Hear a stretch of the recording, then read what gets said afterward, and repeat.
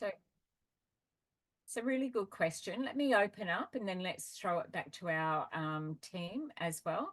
So I'll share my screen and just welcome everybody.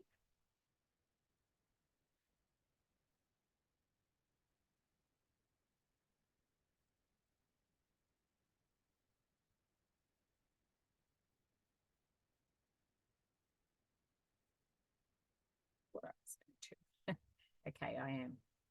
Okay, great. Let's do our...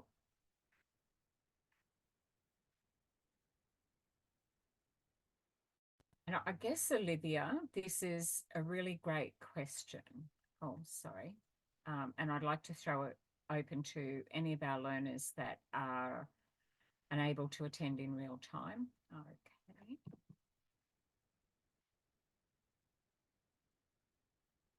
Bring everybody up.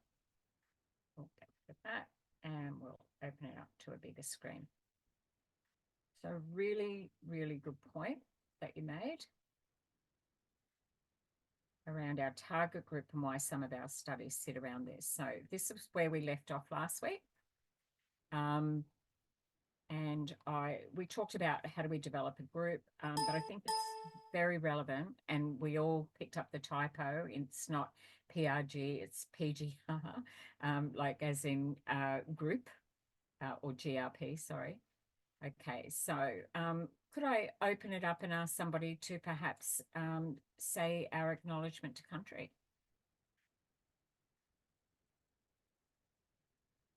Thanks, Matt. Can you hear me? Yeah. Yeah, cool. Hi.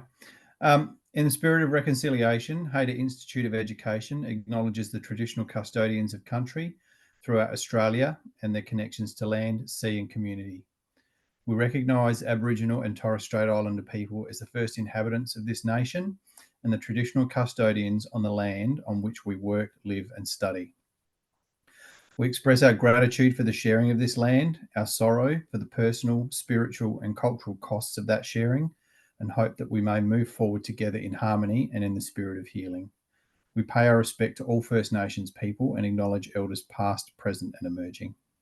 That's great. Thank you so much, Matt. So just a little bit of our housekeeping again. We don't have emergency procedures, but I hope you know where the exit door is where you're at home. I know we look at like making sure we're comfortable in our space, but let's move up to week 2 in a moment. And this is our final one, that final session on this particular unit. Hopefully we'll work on your assessment. So our housekeeping is around care for yourself. If there's anything triggering in our class, then make sure that we look at 13, 11, 14 or 13 yarn as well. Our conversations are respectful, relevant and professional as we deal with each other. And also to just make sure that you manage yourself in this space. You're an adult learner and you've probably had a really big day, and we want to make it as interactive as we can for you, mostly around helping you with your assessment work for this particular one here. So I'll just open up into chat. Let's do our self-reflection piece here. So I'm going to check in, and I'm a solid 8. It's Wednesday. I can't believe it. Feels like Friday.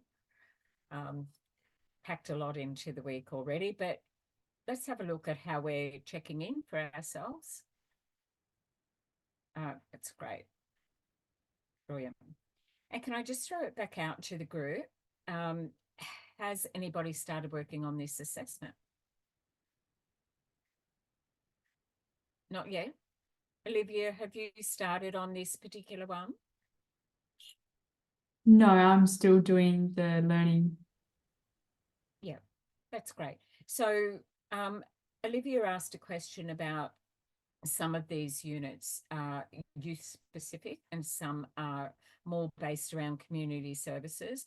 The foundation of what we do is we will be employed or we will volunteer for an organisation that has a community service foundation. So you might work for an education department, but the role that you're in is more community based rather than the educator base. So it's all the other holistic wraparound supports that they want to strengthen the school community. If you're working in a non-government, so NGO, then that's a community organisation. If you work for a charity, again, a community organisation. And so we refer to that as community practice standards. So as a youth worker, you're going to join a community organisation or the stream of the community side of supports for the organisation or the agency that you're working for. So what does that look like? It means that there are core skills and core units that around community, which is broad, but you are studying youth work, which is a subject matter expert. So when we're looking at youth, we look at child, youth, and family, and we look at intervention work and prevention work. So all of the units that HADA offer put you in a strong space to be able to perhaps be employed as a community support worker, but your specialty will be with young people. Or you might also have the families and carers of those young people who come in and see you for your knowledge and your skills to help them manage working with a young person. So we just briefly, before we went into class, just had a chat around clarifying and where that all fits. So they sit side by side, but youth work is a specialty area, and that's what you're doing. But to get the foundation around it, that is absolutely around community sector. So so I would say my week would look like 60% directly working with young people, and then 40% is working with the adults, family carers of those young people. You may be an advocate for a young person who may have very high and complex needs, that they may not be able to come in and speak to a youth worker. So it may be a parent or a guardian or a carer that goes, look, I don't know, we're just really struggling with them and we don't know how to handle it. They're coming to you as a youth worker because you have that expertise. So if you assist them, tell me what that's like. Now, it's not a breach of confidentiality if we're developing skills for that parent, carer, or guardian, because even if we do work with that young person, we can get them to come in, that's great. I like to be able to invite them and say, look, here's my mobile number. Just give that to the young person. It's my work one. Give that to them and just say, look, I hear you. You say you want to get out of here. You know, you want to get your own place. Here's a place that looks after housing. Let's just unroll that as a scenario. And so if you're interested, then they said that I could give their number, and then you give that back to the young person. That's how we will coach and work with the parent, carer, or guardian in that space. And so then it's up to the young person to reach out. It's like, hey, I hear you've got accommodation for young people. Not exactly, but it's a start, and they've connected. And sometimes you may not be face to face. It could be a text message that you're doing first of all. Like, hey, yeah, answer a couple of questions. Look, we do. There's a couple of things we've got to have in place.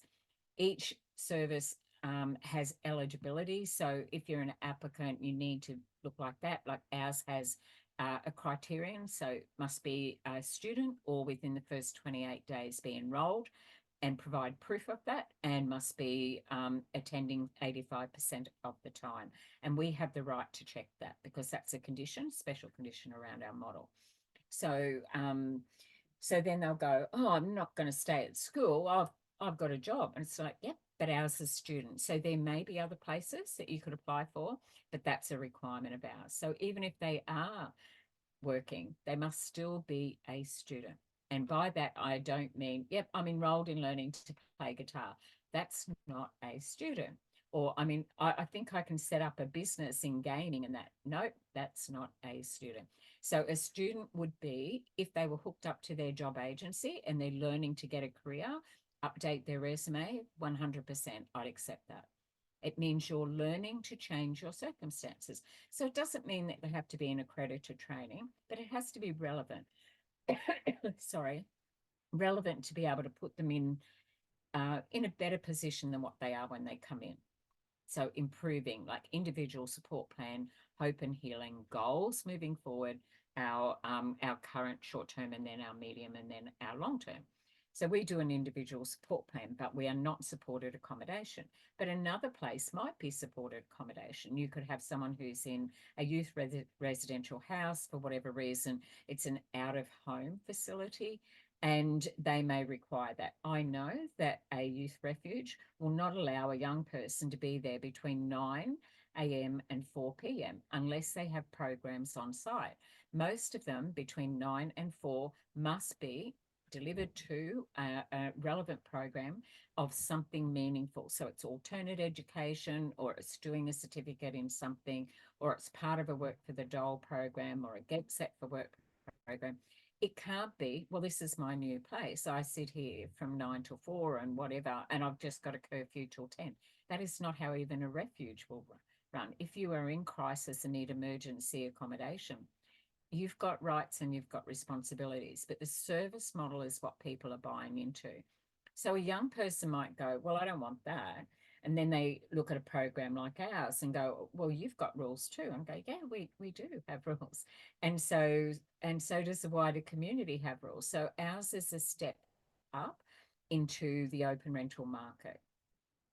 So does a young person often get accommodation? Do they meet the higher classification for social housing? Rarely.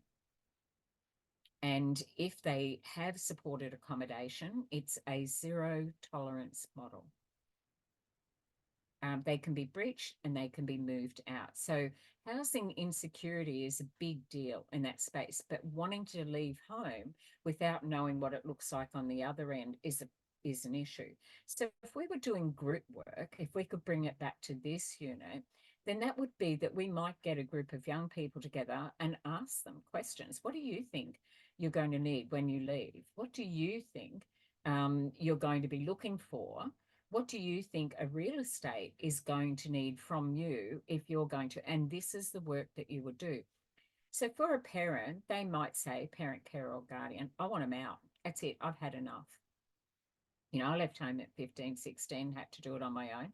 Well, you know, it's not that same era anymore. That you could leave school early and you could get a job or an apprenticeship or something like that. That's actually not readily available now. We're in a much more automated society, and we're in an underemployment.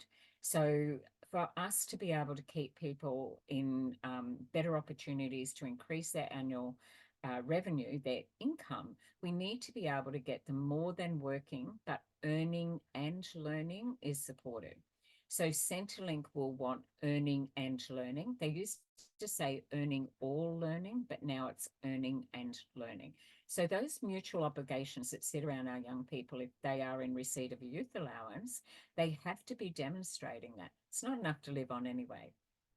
So, but to increase and improve things for yourself, getting a qualification will help, or being actively engaged in meaningful days in a program that will help you improve your life. So you might get someone who comes in and goes, look, I can't put up with them anymore. Respite might be like, okay, well, if you've got family, they could go to in the meantime, and being able to help and support them with that. So it's like, no, there's nowhere, but they'll make that application, they'll go to Centrelink and they'll go, I've been kicked out of home. Then it has to be determined by, is it unreasonable to live at home? And that's our UTLA. And so in the eyes of Centrelink, a family, parent or guardian is whoever is their legal person is responsible for a young person up to and including the age of 24 financially. That actually sits with the family, carer, or the guardian, the legal representative. Now, there's a lot of young people who don't remain at home and they can go into youth allowance, but it's not easy, and it's usually a 12-week wait, and they need things like ID and other things like that. So you might get a parent come in and go, I don't want them to leave home, but I also can't put up with everything that's happening. That's where you will do your work. So the community framework reminds us about what the human rights are, the discrimination, but then there's also that legal ethical line that you're going to have to navigate both spaces. Like legally, I can't turn this parent away, and legally, I can't talk about a young person's things that they've disclosed. But if you've never met that young person, then you may have to actually have your client as a parent, carer, or guardian. So we spoke last week about how our young people don't always come in, sit down and share their story. It happens in lots of different ways in youth-friendly environments that we're working in. So the community is the foundation, and the scaffolding is all the other programs and things that we do with them. But you are a subject matter expert in youth work. So if someone has got a qualification in mental health, but they don't have any qualifications in youth work, they'll work in adult mental health. So the units that you do around youth work put you into a specialty area, and there's some units that you other quals will never do. So early childhood is up to and including now the age of 9, if they've broadened that. We feel that 10 sort of through to 24, and then community service sector work with 24 and over. But there is a little bit of a blending for us. Is a young parent could be up to the age of 34, which is the Gen Y. Okay, so might be a parent of, turned a parent at say 17, 16, 17, 18, maybe 19, still a young parent. Anyone under the age of 24 is viewed as a young parent. Okay, it's why you won't see a lot of young people go to prison, but you might see some young people go to detention centres. So it's, unless it's a really serious crime, there's a lot of flexibility in the court system around young people from 19 to 24. But once you hit 25, you've got no excuses. You know, they're not going to go, well, you're young. It's like 25 in front of a court. It's like, no, there's knowledge, there's lived experience, unless there is a valid reason around it. So that capturing young people early, putting into detention, is to stop young people from wanting to actually be a repeat offender as they get a little older. So where do we capture all young people? At schools. It's the only place that we can collect the majority of young people. That's their first experience in a community. How does a community work? We learn about connection, we learn about belonging. That is the framework that it is. But when we are working with young people, we've got to say, so what do you think community is? And like, well, that's us and them, you know, like it's, I'm not part of that. Well, okay, which bits are you part of? So just even having an understanding around what is community is really vital in that space. So we will coach and we will counsel and we will support families, carers, guardians, grandparents of young people who that they are just stuck with. And we have to share some of our strength-based skills for them. I know that's tough. Acknowledge and validate. You know, like, how are you coping? What are you doing while this is all going on? If they've got a placed grandchild and it's a fetal alcohol syndrome diagnosis and maybe another challenge in there, then there's cognitive issues, and that's not behavioral, but the stress and the frustration feels like, to someone who doesn't have some of that insight, it feels behavioral. Well, they just need to get their act together. Okay, there's a gap in the knowledge around that type of person. So they go, well, we took them all in and look, this is how they're treating us. That's also a very typical kind of conversation. Very few people are ready for teenage years, because once it used to be like, become a teenager, get a job, go out and stand on your own 2 feet. Our classes have changed. We no longer have like middle class. We've either got upper or lower class. And then we've got fringe, people who are sometimes sitting in there and sometimes sitting in there. Like, even our whole Australian landscape is changing, where what is the disposable income of a family? What can young people do? Yes, they can get a job while they're cheaper as a junior rate, but what if they only get 3 shifts? And what if they have anxiety issues and they just can't turn up for work? Well, they will lose that roster and they will be viewed as unreliable. So this is the kind of stuff that we will do with them. It's like, okay, so what did you like about that job that you had? Okay. And so it was a bit tough. Yeah, I hated it. They were always yelling at me. Okay. So now we know we're actually working with that young person, not so much about getting a job. It's about how do I manage myself and others. So we're going to teach them how to self-advocate. We're going to work with them on how to say what we want to say in a non-violent way. So we've done a little bit around breaking up an argy-bargy in a youth program. We've done a little bit around communicate and hold a meeting. But if you've got a message that you want to send to other workers about understanding, if they don't connect with and we don't advocate strongly for young people, they'll just go, you just let them run amok. You reward them with pizza, you know, like on the outside looking in, it can look like that. But when you're doing that work, it is not about reward. It is about connection, communication, building trust. That's what a pizza and everybody sharing a meal actually is, youth work in action. But on the outside looking in, it can look as something else. So we have to hold space often. So for us to navigate that, where you're talking to teachers or you're talking to other program managers in the org that you're in or in a different department or other agencies outside, some people will go, well, I'm not going to work with them because they're not going to do anything that we need to do. And so it's like you can refer externally for counselling and support. You might send them to Headspace, but Headspace have an eligibility criterion as well. Well, if they're ready, then we can do that work. But if they're not, well, then they'll send them back to us. That a youth worker gets them ready to be able to do that counselling and support and acknowledge that it could be an issue rather than right or wrong. But if we're working with young people and they're not yet developed or they're young of mind, as in labelled as in immature, that's where our emotional quotient sits. So the EQ means if they are below that line, it is blame, deny, justify, quit. It's in the language. And if they're above the line and moving and working into that higher emotional quotient, their language will sound like this. Look, I stuffed up. I could have done it better. Owning, accepting responsibility for the things that are inside their control. Okay. So that's the bigger picture. Your work happens inside that space. So it really just does depend on our target group. So let me have a quick share again, and I'll take us quickly through where we left off last week and jump in and do, oh, sorry.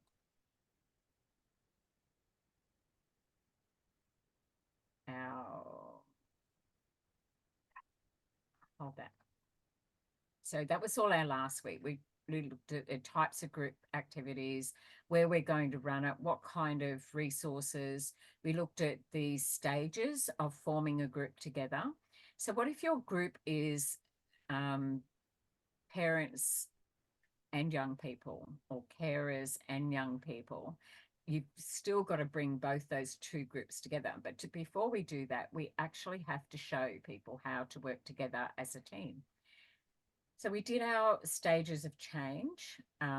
Like I'm thinking about it. Okay, I'm ready to make a decision. Okay, well, what have I got to have in place to make that happen? Okay, now I've got a plan and now I've got my maintenance. And then we progress. So our model of behaviour change talks about where we're up to and then when they exit from our program. So people get to decide when. But if we were doing something like better outcomes in mental health and we referred them over, it's 6+6. Where you work, it might be they can only be my client while they have these needs.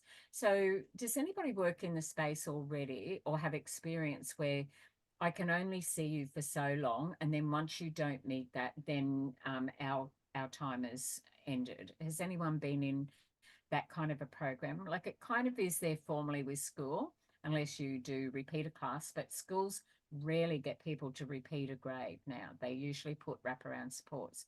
But there's school. What about another type of support program?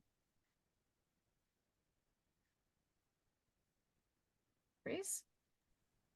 Well, my missus is an occupational therapist, and she always says that she's working at the hospital, and she decides and her team decides when someone with a mental like health problem or something can go home, but the last say is the doctor, if that makes sense. So like Yes, they'll all decide, and then no matter what they say, the doctor is the one who the goes, final yeah, say. yeah, So they go home when certain people are in there, the decision makers. So that yeah. where you're, I can't call her your missus. My So wife, yeah.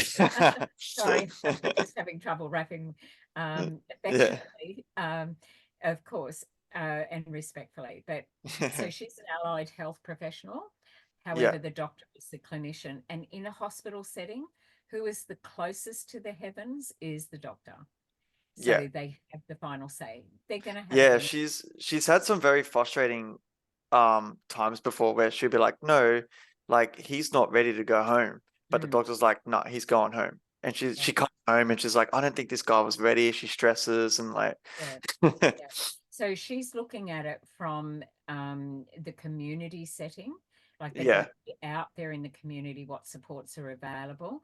And Mm, he's looking at it, or she is looking at it from the clinical, why have they got a patient bed? that's true. Yeah. Yeah. So both of them have completely different measurable outcomes and KPIs. Yeah, because the doctors are like, Yeah. come on, we've got to get the ball rolling, get Yeah. people in and out. But then she sees it more of like, I don't think he's ready. Yeah, it's a difficult situation, eh? It is, and it can be really frustrating, but Yeah. you may also, as a youth worker, find yourself in that triage space Yeah, or exactly. a case plan. So Mm, I often go to the mental health unit. I often go to there'll be a social worker, there'll be psychologists, there'll be psychiatrists, and there'll be a doctor in that okay, space. interesting. Mm, So we go as, and there may be an OT, it could be an NDIS person in that space, but yeah. we go there as an advocate. Just we prep them before they go in, and then we will sit in that. And so often the discussions sit around, well, this is a medication, but if your client, your young person, has shared with you that it's really messing with my head, those meds, but when they're there with the doctor, they just cannot find their voice. So it's like, would you like me to talk about what we spoke about how the medication is affecting you at the moment? So the doctor, then you become the advocate and you've freely spoken with your client, your young person, but then you're delivering that in a way where the doctor will hear you in a respectful manner. So when we work in that space, that is a group. That is actually a group that you're sitting in, that shared care. And it can be a little bit like, oh, who do you think you are? You're just a youth worker or whatever, but you're a subject matter expert. And nobody can do what you do in the area that you are doing it. So most people who do community services and they end up with young people as clients just go, I don't know how you do it. And they say the same thing to teachers. They do it because they're actually trained to do it. They have that age group, the developmental stuff, their coexisting needs, they do that because that's what you're trained to do. So it's not unfamiliar to you, but you're going to sort of like, okay, I've got to come at it this way. So for that young person to be able to tell the doctor that those meds mess with my head, there could be a valid reason that the doctor needs to hear that information to make an adjustment to the medication. So we're not correcting, we're actually contributing as being part of it. And when we looked at what does a group look like, we're at that pre-contemplation, contemplation, then we look at that storming and then, norming and then forming and then performing. You may have to be all of those things very quickly. You may only get one chance. So you can't wait, oh, well, I'll come back next week and we'll give it another go. You may have to move them through those stages quickly. They may not even be aware. So doctors will not know what you know. They know what they know and they're good at it. Some are great. Some doctors have that community consultation process bedded down. They're very good, but some people have, and it's often referred to as they just have a bad bedside manner, which means they can't talk to humans. They think clinically. The body is just a resource. this part's broken, like a car, you know, like I'm there and I'm checking it out and giving this a tweak.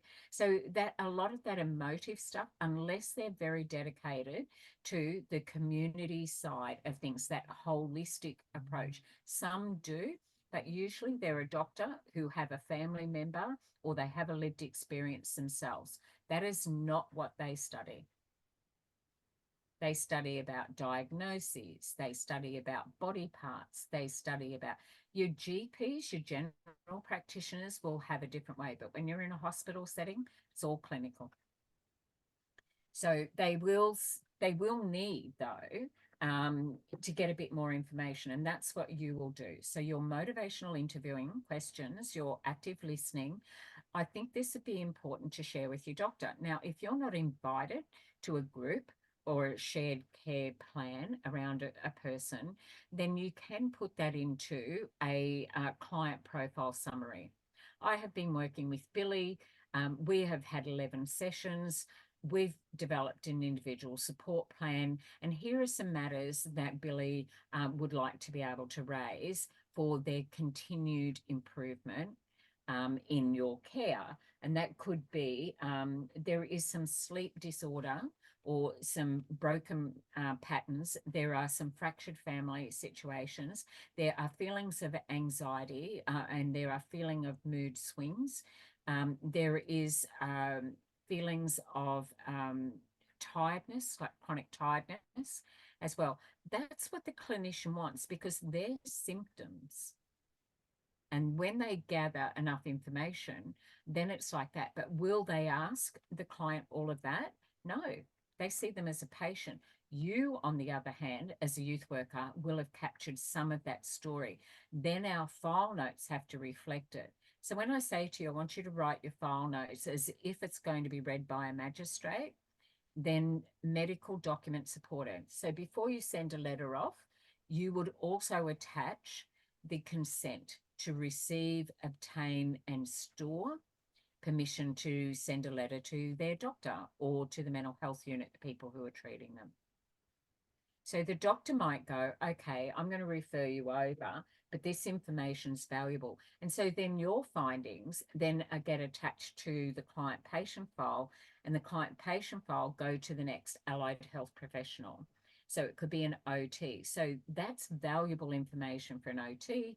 That's valuable information for a physio. That's valuable information for a psychologist. And that's also valuable information for psychiatrists. But a psychologist is, unless they study and are a clinical psychologist, they are a psychologist. A clinician is a psychiatrist or a doctor. An allied health professional, psychologist, OT, physio, and we then form part of a specialist in the space of youth worker. So you'll have to be across everything. You've got to know what are the things that impact young people. And even though they go, oh, just got to leave home, what else? What else is going on here? And we have to capture that information and tell a story. And we do that with the work that we do. But then we've got to do it in an environment, and they've got to trust us to be able to do that. And then we get to take the action, and then we get to the maintenance. And that all happens around the referral process. So you're checking in. I've referred you over. Maintenance, how's that going? I hate them. They're doing nothing. They're not listening to me. Okay, what kind of things? Let's unpack that. You're that person who walks beside young people. That's your role in that space. So the pre-contemplation, you establish the trust. Then they like, okay, sounds like I will do that. Then the preparation. All right, well, let's do your consent form. Let's give it a try. But if that's not working, then we'll unpack that. We'll talk about it. Just because you refer over does not mean that's it. It's not a single service moment. Now, if the client doesn't come back to you, that young person, they have determined their exit point. But otherwise, you could end up working with a young person for 10 years. Ages and stages. It might not be every week, but it could be, hey, Olivia, I haven't seen you for a while, but I've got some stuff going on. Do you think you'd have time to be able to work with me again? If your service provider, if your community org has scope for that, yeah, absolutely. We've got a 2-week wait. So I'm just kind of thinking, you know, but is it really urgent? Just a bit of an intake assessment. It is. I've got some stuff going on. Okay, let me just have a look. I think I can squeeze you in here. Or how about we make this our initial? I'm on the phone now. Let's just try and make a contract with them. So we've still got to do our intake assessment, still got to talk about privacy, but now we're actually doing a risk assessment. It's around, are you at risk of suicide or harm to self or others? That's the purpose of stepping in quickly. So there should be no wrong door. That even if they're not your client and you're working in a community org, we don't know yet. And so we have to step in and be present in that moment. So then the action could be you refer internally. We've actually got someone on our team who's really good at that. I'm going to have a look. Yep, they've got availability. Look, it looks like Thursday morning. What does that look like for you? Oh, I can't. Okay, well then the next available is this. So that can get a very difficult space for us because people think that their issue is urgent and important and needs to be dealt with straight away. But you might think that's actually important. However, it's not as urgent on your scale of doing intake and assessment. So you've got to be able to do an initial intake and assessment. And sometimes that's over the phone. How do we do that? We just check in. So how are you going? I don't know. It's not worth it. All the hopeless, helpless language in there, and I can't talk to anyone. They're talking to you right now. We can't let them off the phone. We've got to just make sure that we stabilize them and make a short contract. So like, okay, well, I think I can get you in. I think I can get you in tomorrow, but it'll be right in between. There might be a little bit of a wait, but I think there'll be a gap. And just watch, you know, community workers rarely take proper lunch breaks. Like, oh, I'm clocking off at 12. If you want lunch at a set time, you kind of have to book it ahead 2 weeks if you want to meet somebody outside the building. But otherwise, it's just fairly full on. Not good practice, but if you're understaffed and your caseload is high, then you'll kind of work through lunch or you'll have lunch at your desk while you're doing other things. So we have to be present and turn up for our clients there. That's our action, intake and assessment. Or, okay, yeah, I do have someone, they've got availability next Thursday. How would that work for you? So we need to get a commitment. That I can make that work. Okay, great. All right, so can I get a contact mobile number? Is this your number? And can I reach you on that number? Just check that. So I'll say it back to them. Have I got that? Yep, that's great. And can I text you as a reminder? So you may have an internal system that sends out a reminder text message like ours. It's 2 days before. Hey, just a reminder, you need to bring this or you need to do that if there was something I needed them to do. And then we go from there. That's our action. The other action might be, great, now I've got you here. We're going to do a referral. So it's consent, release, and store. So consent to release, obtain, to get the information. You've got to, it can't be just I'm referring out. I have to be able to get consent for me to share their information and then for them to share. So the GP has their own consent form. Sometimes child safety will say we need that consent form before they'll even talk to you about it. So we need consent sometimes to talk agency to agency. We don't have permission to speak about the client without the client present. So nothing about me without me is our best practice in this space. But if we're doing a referral, then the client knows who exactly we're going to talk to. So it might be, I'm going to refer you to a mental health professional, or let's say it's Chris's wife. I'm going to refer you to an OT because this is what they do. We've got one that we've got a really good relationship with, and they do work in the hospital. So if you are admitted or something, then you've got some information on file, which is great.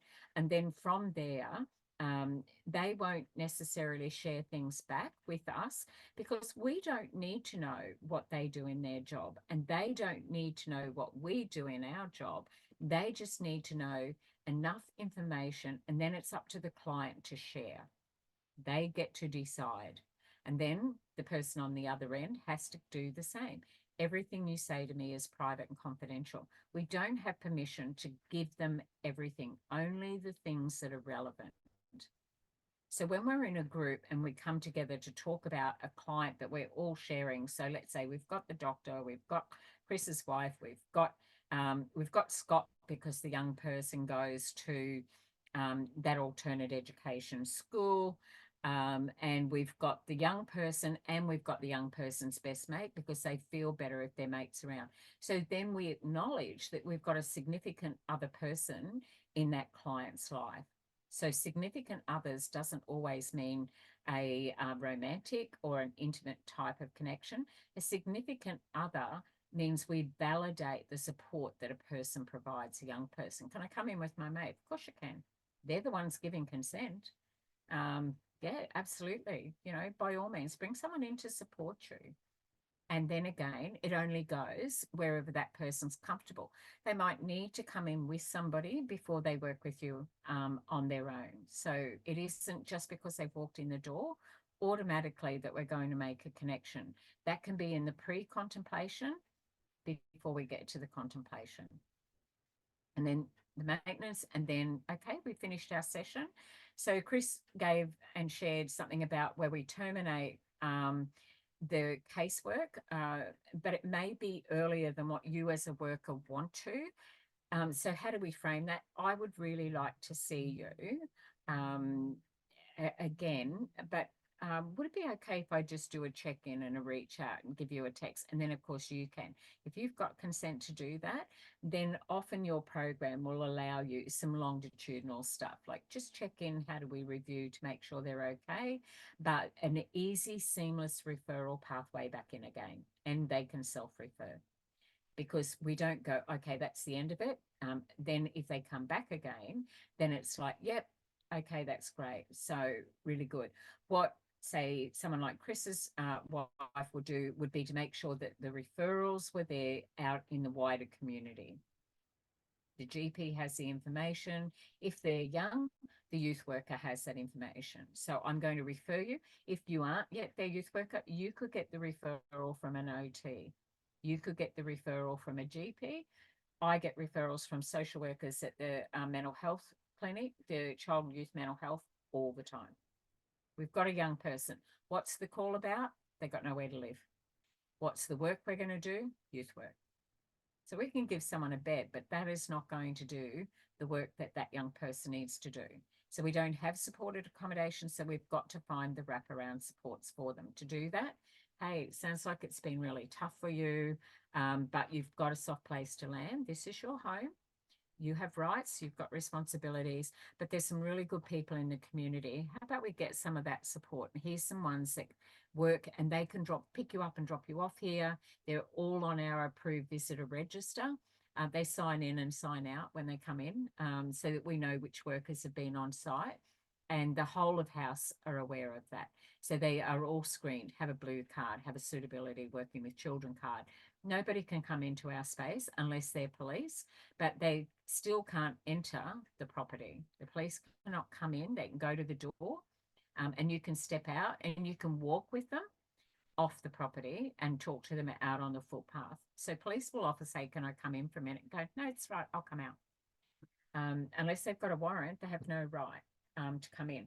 If they suspect some unlawful activity, then they have on reasonable grounds, but they can't just come in unless they're invited.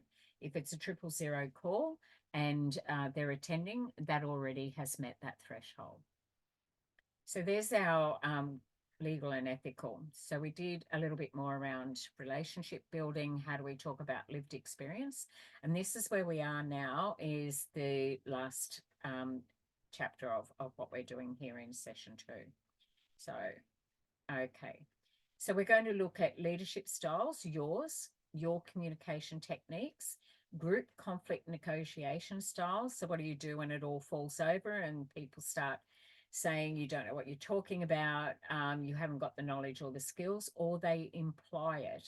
And then how do we manage that group?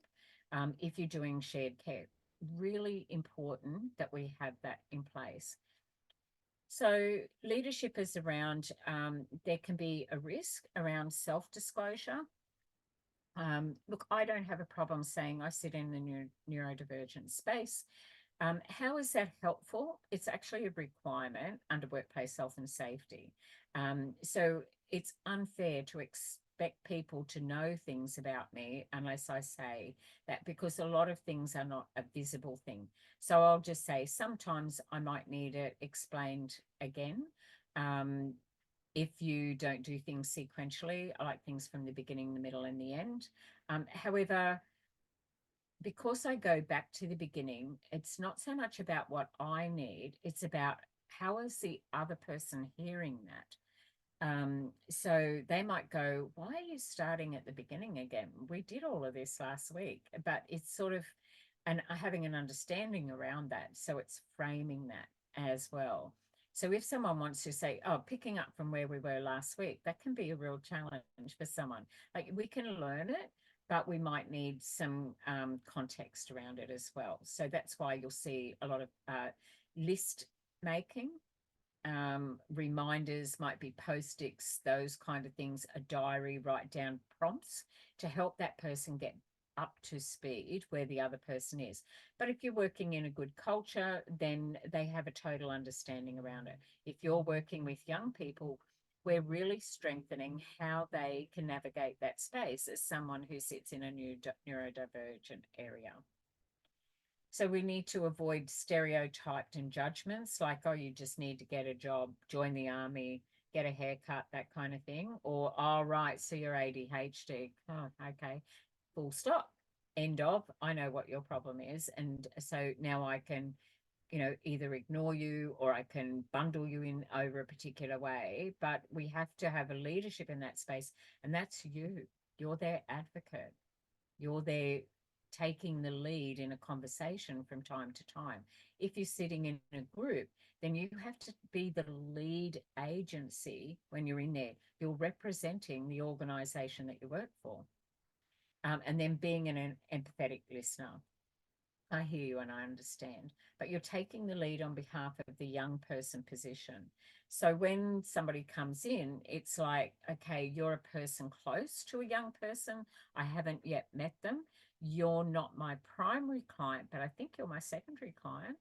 You may even be my tertiary client, but somewhere in there, in that person-centered space, is a young person yet to be met, but you're always keeping that focus around the young person's need. So how do you think they cope with that? What sort of things are happening? Okay, nothing confidential is being discussed. What's happening for you when those things happen as well? Okay. So if their parent, legal guardian, and that young person is under the age of 18, 100%, they can speak about that young person if they still reside in the home.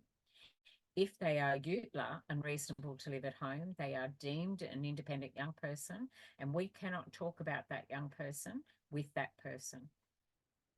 What we can do is say, in general, some strategies and skills around young people, but we cannot talk about that young person. I can't really talk about the young person's issues because they're not here. But let's talk like what it's like to be in that space when you're dealing with someone with high and complex needs. Let's talk about that. So then you're working on their knowledge and their skills and their ability.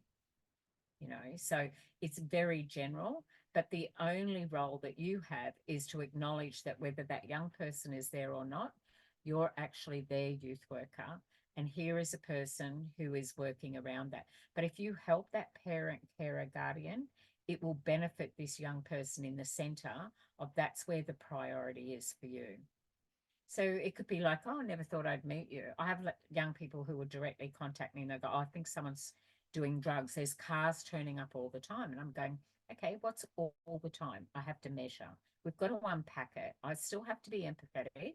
I've got to recognize individual differences. So what type of person am I working with? I've got to have a think about risk of self-disclosure. So it's about there's anxiety around that. But I can't take feedback about someone because who is also my client if it's in a shared house, the people they're talking about. If they say, I think they're doing drugs, okay, cars are turning up all the time. Okay, All right, what's all the time? Well, it's 7:20 a.m. this morning. A car turned up and it had a "I've got a baby on board" sticker. Okay, not unlawful. I can't approach a young person who has rights and say you're not allowed to have people turn up at the house if they're not coming inside the house and they're meeting them in the backyard and they pull up in the driveway. That tenant has rights. So, you know, but what are we really working with? We're working with the other young person's frustration about cars, and they're telling me because they think I should know. Thank you. Validate. I'm empathetic. I really need to know that because you live there and that's your home. And are you finding that unsettling? Well, yes, we didn't have a lot of visitors and you liked it when it was quieter. That's the work that we're really doing in that space. So it's about recognizing how do we do that, how do we do that first party? So primary, secondary, tertiary. Does that make sense? So nothing about me without me means if the young person isn't there to advocate and speak on their own behalf, we're not working with them yet. We can generalize. So we're working with the family around pre-contemplation. But getting the young person to come in or getting them to text you, that's progress. Provide emotional support for members. So I still have to hear it. We still have to hear what the family, parent, carer, you know, like that guardian is going to talk about. We still have to hold space for them. But at the back of that is always the young person. But we're working as a community support worker until we are actually working with the client. But they are always at that point. So how do you lead your team and discover your leadership style? Okay, so let's pop out of there at the moment, and I want to give a description and hear from the group about what they think their actual leadership style is like. Has anyone ever done a leadership profile or had anybody do a personality profile on them? Okay. Well, there's a lady called... Yeah, years ago. What do you remember which one it was? Oh, not really. If you gave me some headings, I could probably say, yeah, it was in those. But yeah, no, I don't recall off the top of my head. Okay. So there's a book called, see if you can Google it and you get a summary, called What Makes People Tick. That's the name of the book. And then there's another personality profile. There's an author. I don't even know who wrote What Makes People Tick, but it's actually pretty good. I like it, and I like working with it with young people, especially because it's about language and building bridges. And you can be an eagle, a peacock, an owl, or a dove. Now, what do those birds conjure up in your mind? Let's do a little bit of guesswork here. So what do you think an eagle type personality and leader might be like? Aggressive. Aggressive. Okay. Mm. That sounds like a deficit. What would be the positive side of it? Yeah, no, that's good. That I hear you. There's moments. What's the flip side of that? You know how like we do reflective practice and we go positive and negative, or deficit and positive. Assertive. Assertive? Assertive or shrewd? Shrewd thinking? Shrewd thinking. Okay. Yeah. Yeah. I was going to say scouting, but Scouting. that's the first thing that comes to my mind when I think of eagles. You know how they're looking for rats, Oh. scouting? I don't know. Oh, so No, you got it wrong on it. Eagles don't look for rats. Eagles oh, I get like fish. where you're headed. I like where What do you're they look headed. for? I have no idea what they look Fish, for. fish. Prey. Yeah, the eagles are the only birds that fly over the storms. They use their negative energy of storm, and they fly. I'm hearing that above the storm. resilience. Oh, I'm thinking of like hawks then, because I was going Yeah. to say like you see hawks looking for Yeah, rats probably and hawks. stuff. Yeah. Okay, we've got Britt's hand up. Britt's got something to say. Welcome, Britt. I saw you. Hi. I'm trying to figure out my video. I'll get there. But if I do think of eagles, I think of freedom. That's like full American, Yeah, like with the freedom, flag on bold- the back of the tail. Yeah, because they're free boldness. and they fly and they just, yeah. I like where you're headed. And I think, Chris, yes, soar. They're soaring. And Mario, you're saying fly above the storm. So we're getting a feel. Now, it's an easy, so when people are working, who are, when we do all of the birds, so let's throw them all up. Okay, tell me what you think when you hear of the leadership style as an owl. What does that represent for you? Wise. Wise, did you say? Wise, yeah, that's a good Yeah. one. Wise? Yeah. Sorry, Matt, did you say wise as well? Yeah. And patient, maybe. Yeah. Yeah, Patient. patient. Don't say much. Silent, good Mm. listeners. Reflective. Ah, listen to someone use the language. Nice one. Wait, how's an owl reflective? Well, they're contemplating. Because it thinks. It True. reflects on things. They observe. Yeah. They observe. I'm thinking way too much.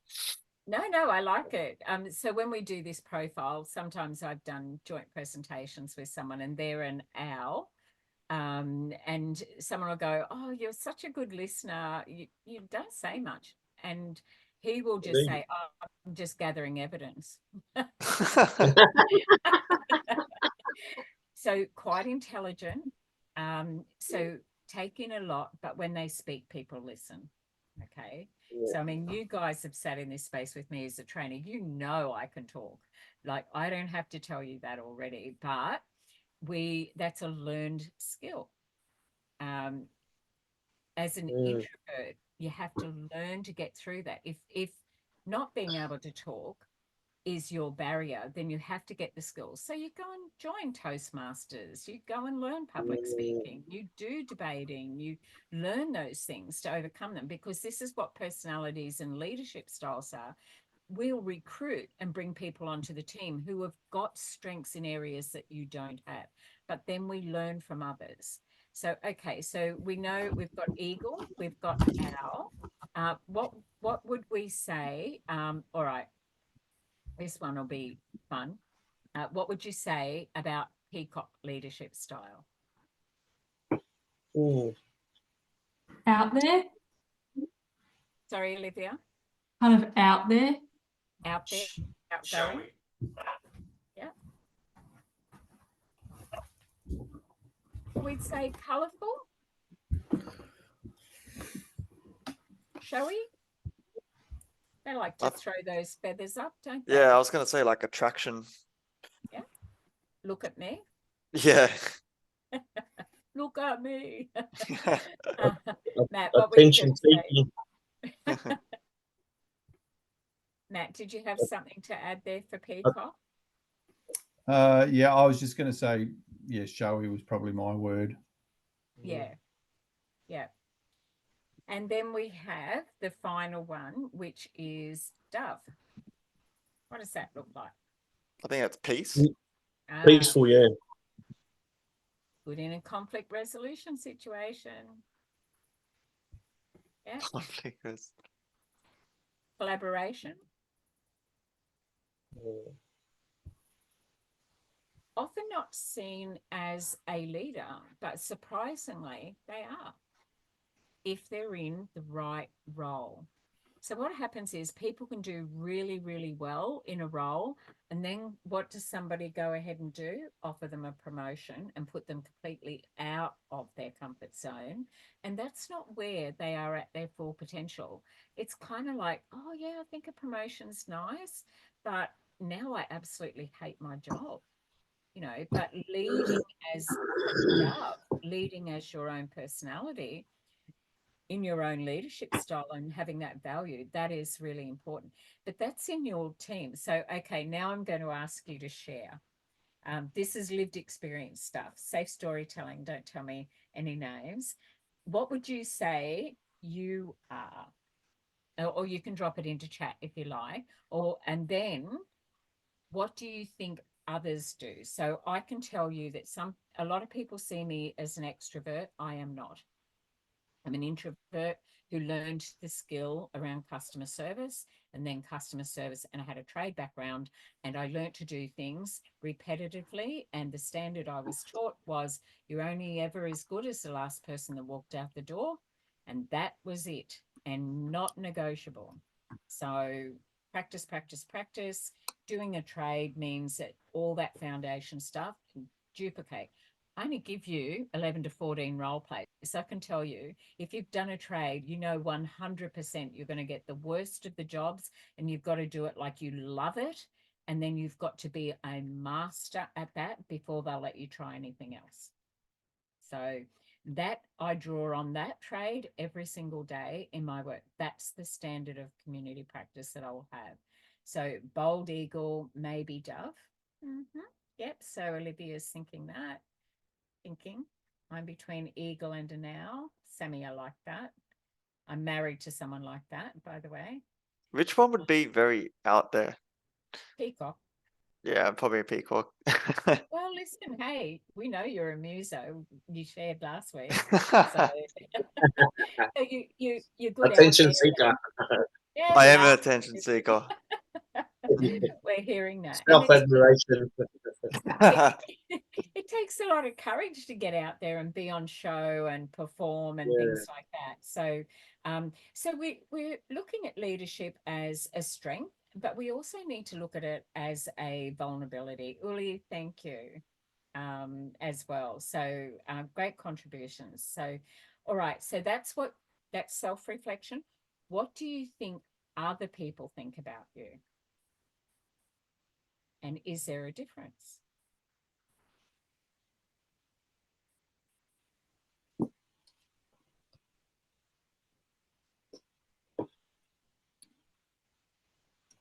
I think for me, maybe if I'm comfortable with someone or people that I'm with, I can be a bit out there or a bit like an eagle. Yeah, okay. And we're not necessarily just one thing. When we do a personality profile where our strengths and weaknesses are, there's also compatibility. And when we're talking about working in a group, which is what this unit is, why do we sometimes get on well with others and not others? It's like, stand that, so it doesn't mean there's anything wrong with it. It's just that that's not our complementary type one. Chris, question. Yeah, I was gonna say, like, I agree with what you just said. Like sometimes some people have an energy and you just don't click with them. Hey, like it's really weird. It's like, I don't know why I don't like this person, or I don't know why I'm not connecting with this person, but it's just not happening. You know what I mean? Like you try to make them laugh, you try to make them like you, and it just doesn't happen. It's really interesting. Yeah, it But is. then some people you don't even try, and they're just like, I like you, man. You're a cool guy. Yeah. We recognize something of ourselves in them where we kind of get each other. Yeah. Without language, being in there, it's a vibe, it's an energy. But the two that fit similar are owl and dove. The two that sit similar are eagle and peacock. Both strong, both out there. But can you have too much of a good thing? Yeah, you can. So I am definitely, in certain aspects, I'm definitely eagle in some areas, but I work very well with doves. They give me my balance. They give me my window of tolerance, my regulation. I don't look for someone, like I can get on with people similar to me, but there's something about them, like what Chris is saying, that you kind of click and you can't quite put your finger on it. But when we're working in a group, we have to make allowances. So how do we talk to an eagle? How do we talk to a peacock? How do we talk to a dove and an owl? So it's about, if they don't say a lot, does not mean that they're not hearing everything. And one of our skills in this is around active listening. So if that's not our strength, just watch a dove or an owl at work, and they'll show you how to do that active listening really well. It'll be non-verbal cues like, I get it. And people feel calm around them. But when we're under stress, we revert to our least developed part of our personality. So I'll go yeah, like someone who's usually our dove, if they're talking a lot and that, it's like, okay, they're stressed. This is out of character. So it's like, oh, something's just not quite there, or it's a learned skill that they've done. So learn to listen, active listening has a place for us as youth workers. But what are our clients like when they come in, and what are the other people that we've got to work together in a group? So you'll have someone, I think, Chris, you might have shared that there was one person that was in your band, that's a group, and they kind of just had to have full control over it all. Okay, we can look at that through a real positive lens. Someone's got to lead. Can't have both. Like I'm married, so you can only have one boss in our house, and it's been delegated to the person who has the most skills. Like that's me. So so but is that just I have a wise husband who happens to be an hour where it's like, yeah, she wants to do it, let her do it. Now that's the difference, working together in harmony as a team. So that's collaboration. And so you go, oh, so that's why that kind of fits. If I feel like I have to be all across everything, he'll get out of my way, and that will happen. But when I'm looking for that other consideration, I'll ask them, because I'll go, I want your lens over this. Am I missing something? And that's where we build that. So we do relationships all the time in our workplace, with our clients, with other service providers. So who's ever been in an organization, in a job, we know Chris has, where it just has not clicked? Hey, Brick. Who's got a horror story? Let's share. If it's not harmful for you to share, who can think of a situation? Now, we're not going to share too much. We're just going to go, there was just this one person, I didn't click with them. They always had this approach. Let's see if we can pick which personality they fit into. All right, where you go. Mario.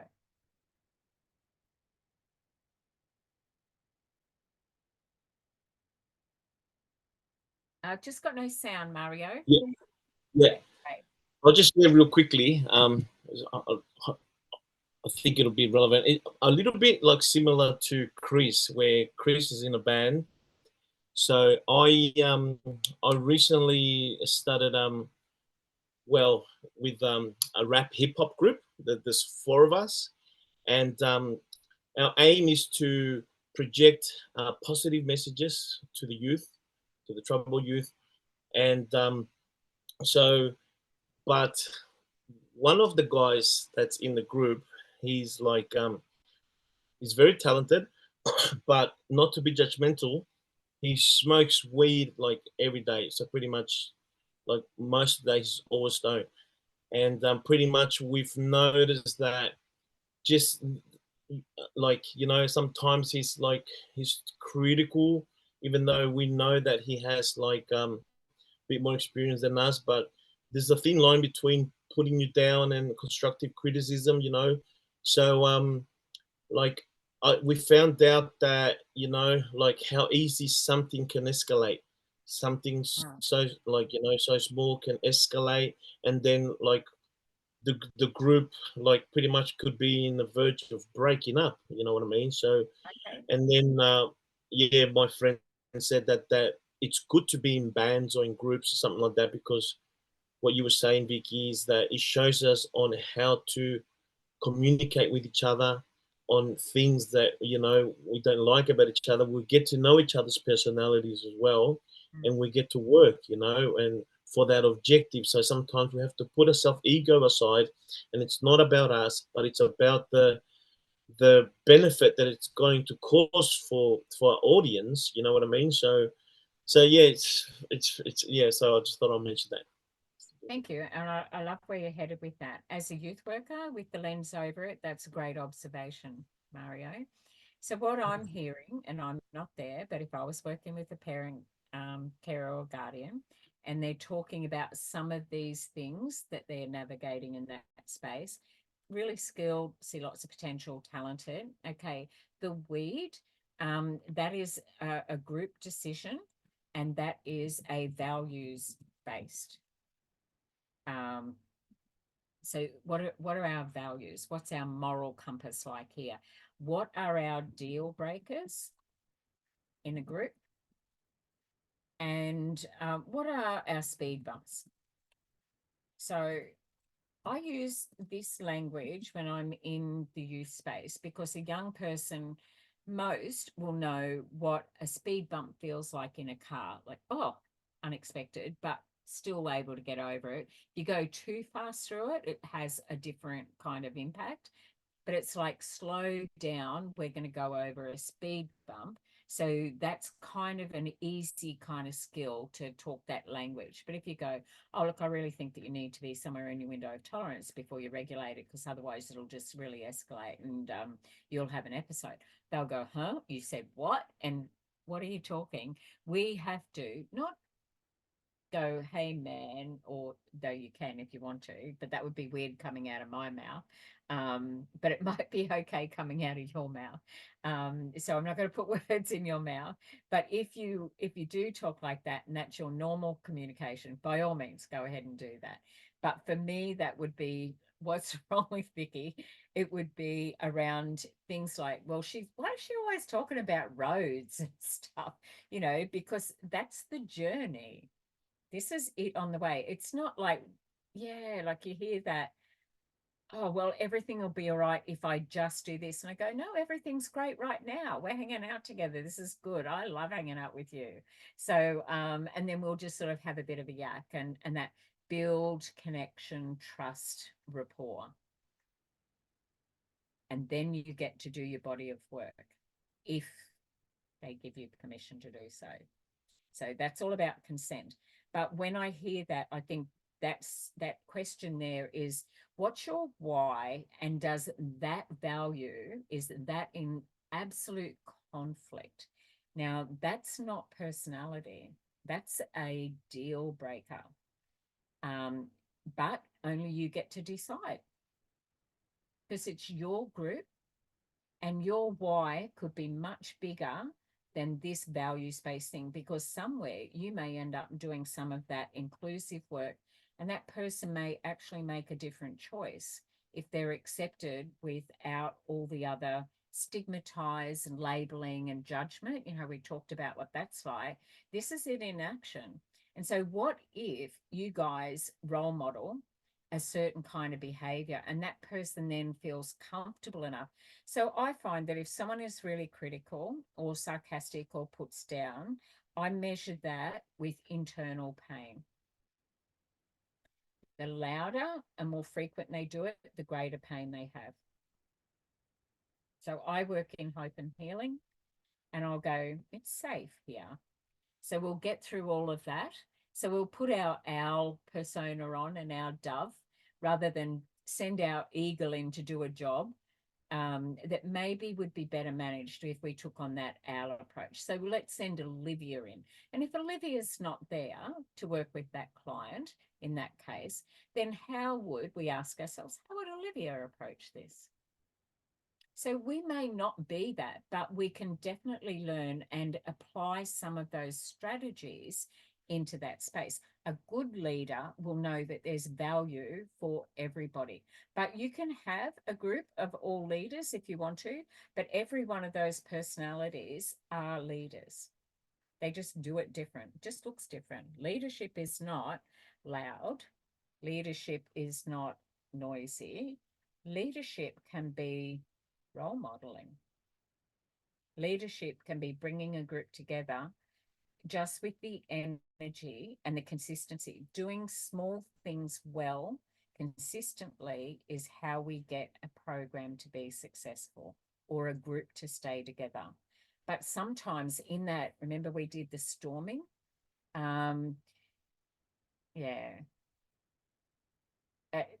That's a good lens, Mario. You know, what happened to you? I don't say it, but you may be the person, if you have that energy around you, you may be the person that they come to, and they'll run out of puff if you don't fuel it. So if you just go, welcome, you know, but it's entirely up to you. Sometimes the circle has to get smaller and some people can't be in until, when you've got this stuff happening, we want you back. but this is what it's got to look like. That's a boundary. That's what your circle is. That's how your group will operate. That's up to you to make that call. I can't make it for you. But if you are doing, if you're doing mission work, if you're doing other work in there, Mario, then that's a wounded person. And are they better in your group than not being in your group? Can you actually do some of that work while they're there with you in the group? Only you can answer that. Me, I'd bring them in, open the circle. Otherwise, they'd never be able to work in the prisons. So I see them, find them, look at the wound, but we don't leave open wounds when we're there. It's like, I see you, I accept you. We don't even have to say the words, but that's what we take into that space. That's our lens as a youth worker, is that, death by 1,000 cuts is what suicide is. We'll never see it. We don't know what conversation was said. We don't know if it's the last one. So we have a duty of care when we sit in that space. But if you've put a group together and your vision, your message, your legacy is greater than the whole, then you'll bring all different leadership styles in. Yeah, I love that, Mario. Acceptance, not stigmatization. Wonderful. So, but that's us as a youth worker. Now, there's only one target group that I don't work with, and it's just that I don't feel confident. I haven't got the skills.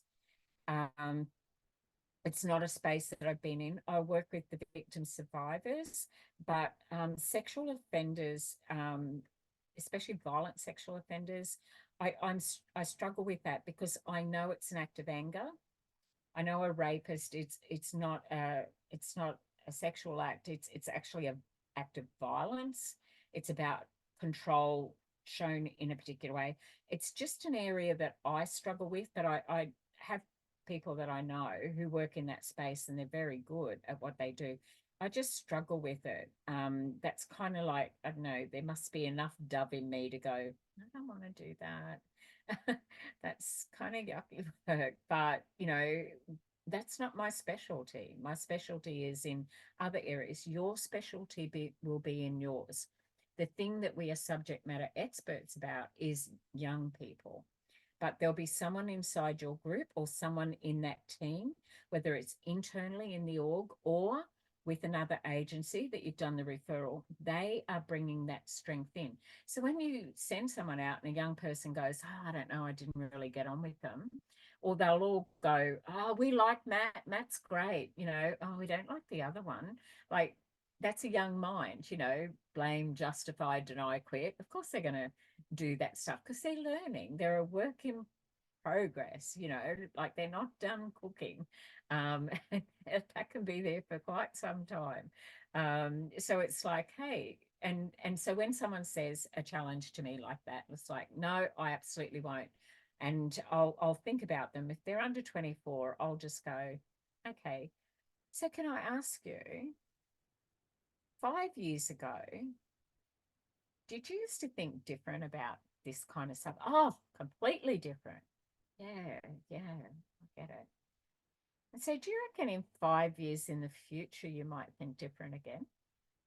That's a reflective practice. And now you're going, oh, hold on. So how old were you when 5 years ago? Well, I was 15. I didn't know anything. Okay, that's cool. You're 20 now. That's great. What do you think you'll know at 25? Look at everything you've done in the last 5 years. Imagine how amazing the next 5 are going to be. So we don't get our clients to limit themselves. Oh, that's it. This is what I am. Stigmatize and label themselves. Oh, I'm a this. Okay, well, getting a diagnosis can be a little bit like that. But labels are on jars, not on people. Like, we are growing and developing. Some young people find it really helpful to find out what kind of leader they are. This is what I see when I see in you. And if we learn about leadership styles, then we can sincerely and genuinely give them that positive reinforcement. Like, I really like how you seem to hear everything and you notice of what you do in a group, and you kind of take it all in. And like what Olivia said, I hear it often. Takes me time to kind of get to know it, but if I know them, then I'm a bit more outgoing. But that's still Olivia in that space. But some people take time to establish trust and build rapport. And then the thing that we find doesn't even have to be similar. It could be like we complement each other. So I won't hire people in the team that are like me. Like, how many? You don't need two of me. All right. So no, actually, I think I am hiring two people a bit like me, because they're talking my language and they're going, oh, this, whatever. And I'm going, okay, this could get noisy. I better warn the others. But it's about getting a balance in that space. So for some of us, it's like, who are you going to put them with as a worker, and who would you be a good fit? So if you've got some people in mind that you think I probably would be stuck, I've shared with you what would be the circumstances. I don't think there's a personality type that I couldn't work with. I would try and de-escalate. I would try and do some of those things because they're in pain and they're hurting. But then there's also some people that we cannot workshop them out or cancel them out. That's it. That's an absolute. They put that full stop there and super comfortable there. So if it takes another 5 years for someone to get there, do I want to stay in that space for 5 years and have a lot of energy put in when there's someone better in the team who can do that? Like, we'd refer insight. I've gone as far as I can go in a group meeting when you're sharing plans and going, I think I'm at my full potential with them. Not I can't do any more with them. It's like, I think I am at my potential. I think another person in that space would be really beneficial. Could we trial it? And we have to be careful how we do a handover when we stop working with a client. Is, hey, I'm going to be stepping out. They've got me in some project work, and I'm going to be bringing in some new people on board, but I've got another person, and I thought you might get a little bit tired of me and might like to work with someone else for a while. So most young people they will burn you out if they absolutely can. They've got incredible energy because their only focus is on self. There's me, myself, and I. And so it's a never-ending supply of conversations about me, myself, and I, or the blaming of others, or the justifying why I do that. Okay. Or I'm in complete denial. They're wrong, I'm right. They're idiots, I'm smart. Whatever it is that we're working in, because we're working below the line, and a young mind, not yet there above the line. Okay, not yet believing that there's things that they are in control of. So when we're actually in that space, it could be like, I get that, I understand that. Okay, so maybe,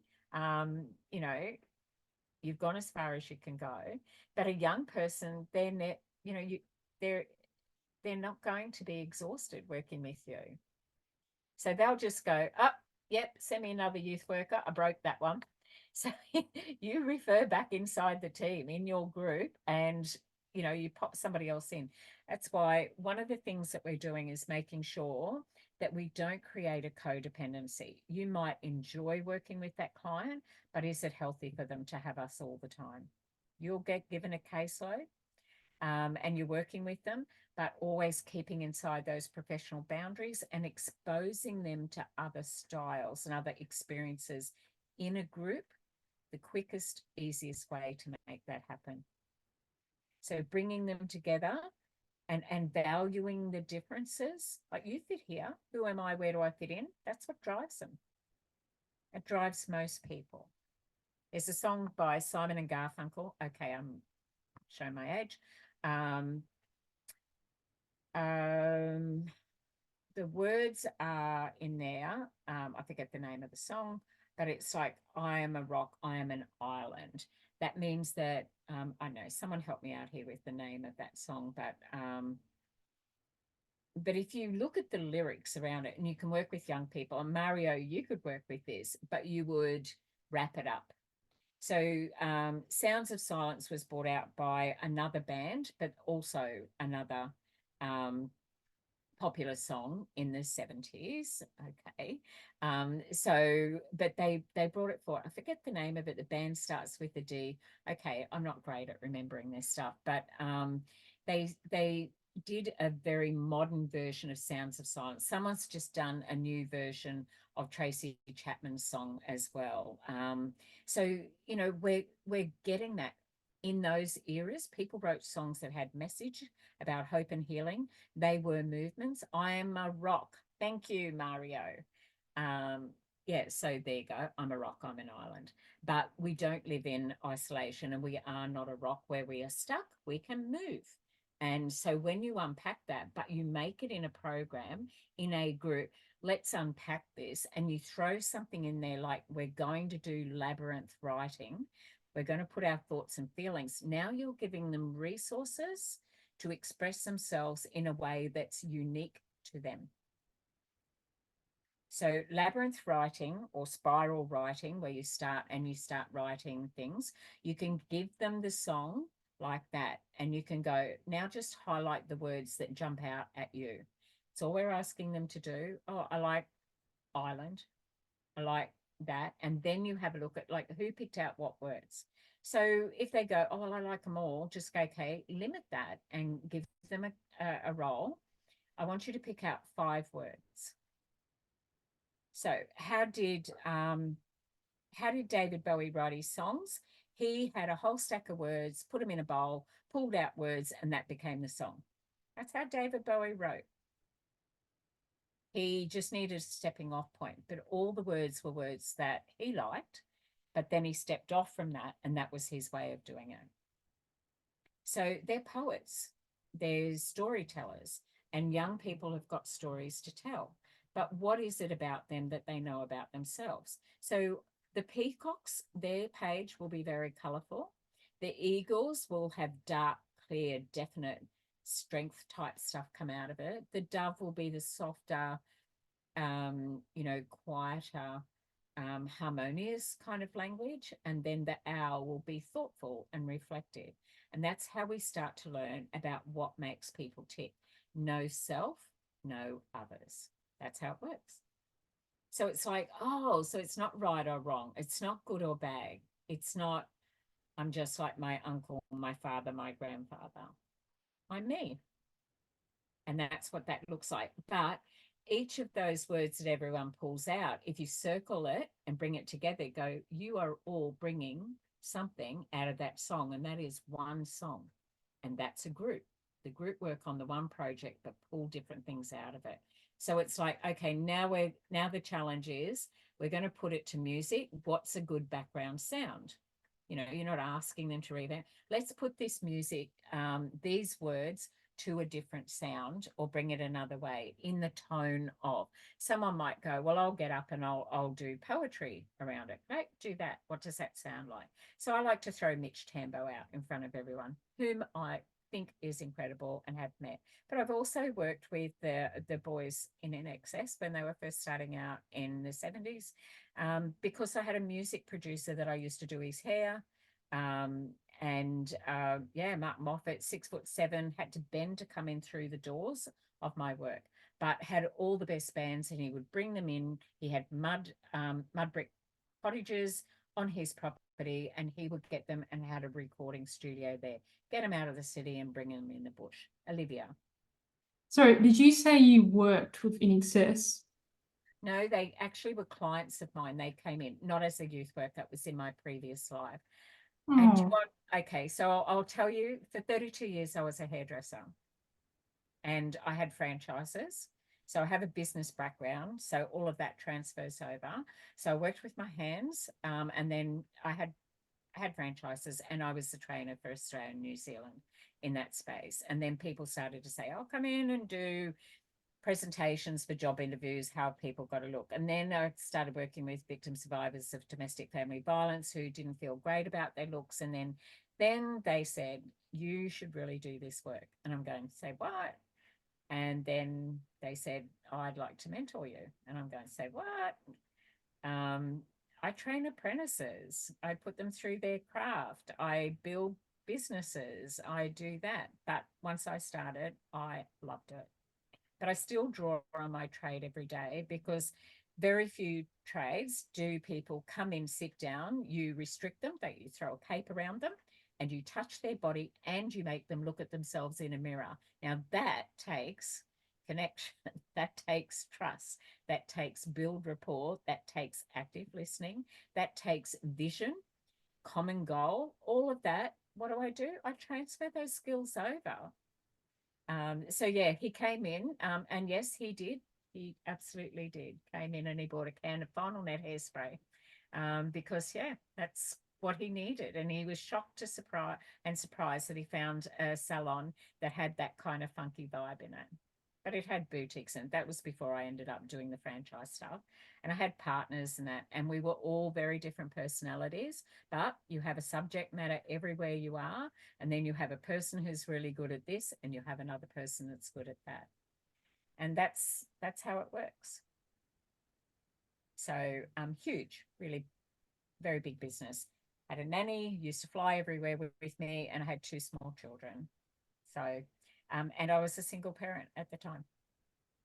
So you have big responsibility to your staff to be able to make sure, but you also are balancing that act about priorities. So we can't have it all at the same time, but we can have it all. And I learned to be able to do that. But you don't get people through a trade or their apprenticeship, young people, when you sign them up, without expecting that you're going to be working through boyfriends, ex-boyfriends, girlfriends, ex-girlfriends, not turning up for work straight after a night out, still wearing the same clothes. That's youth work in action.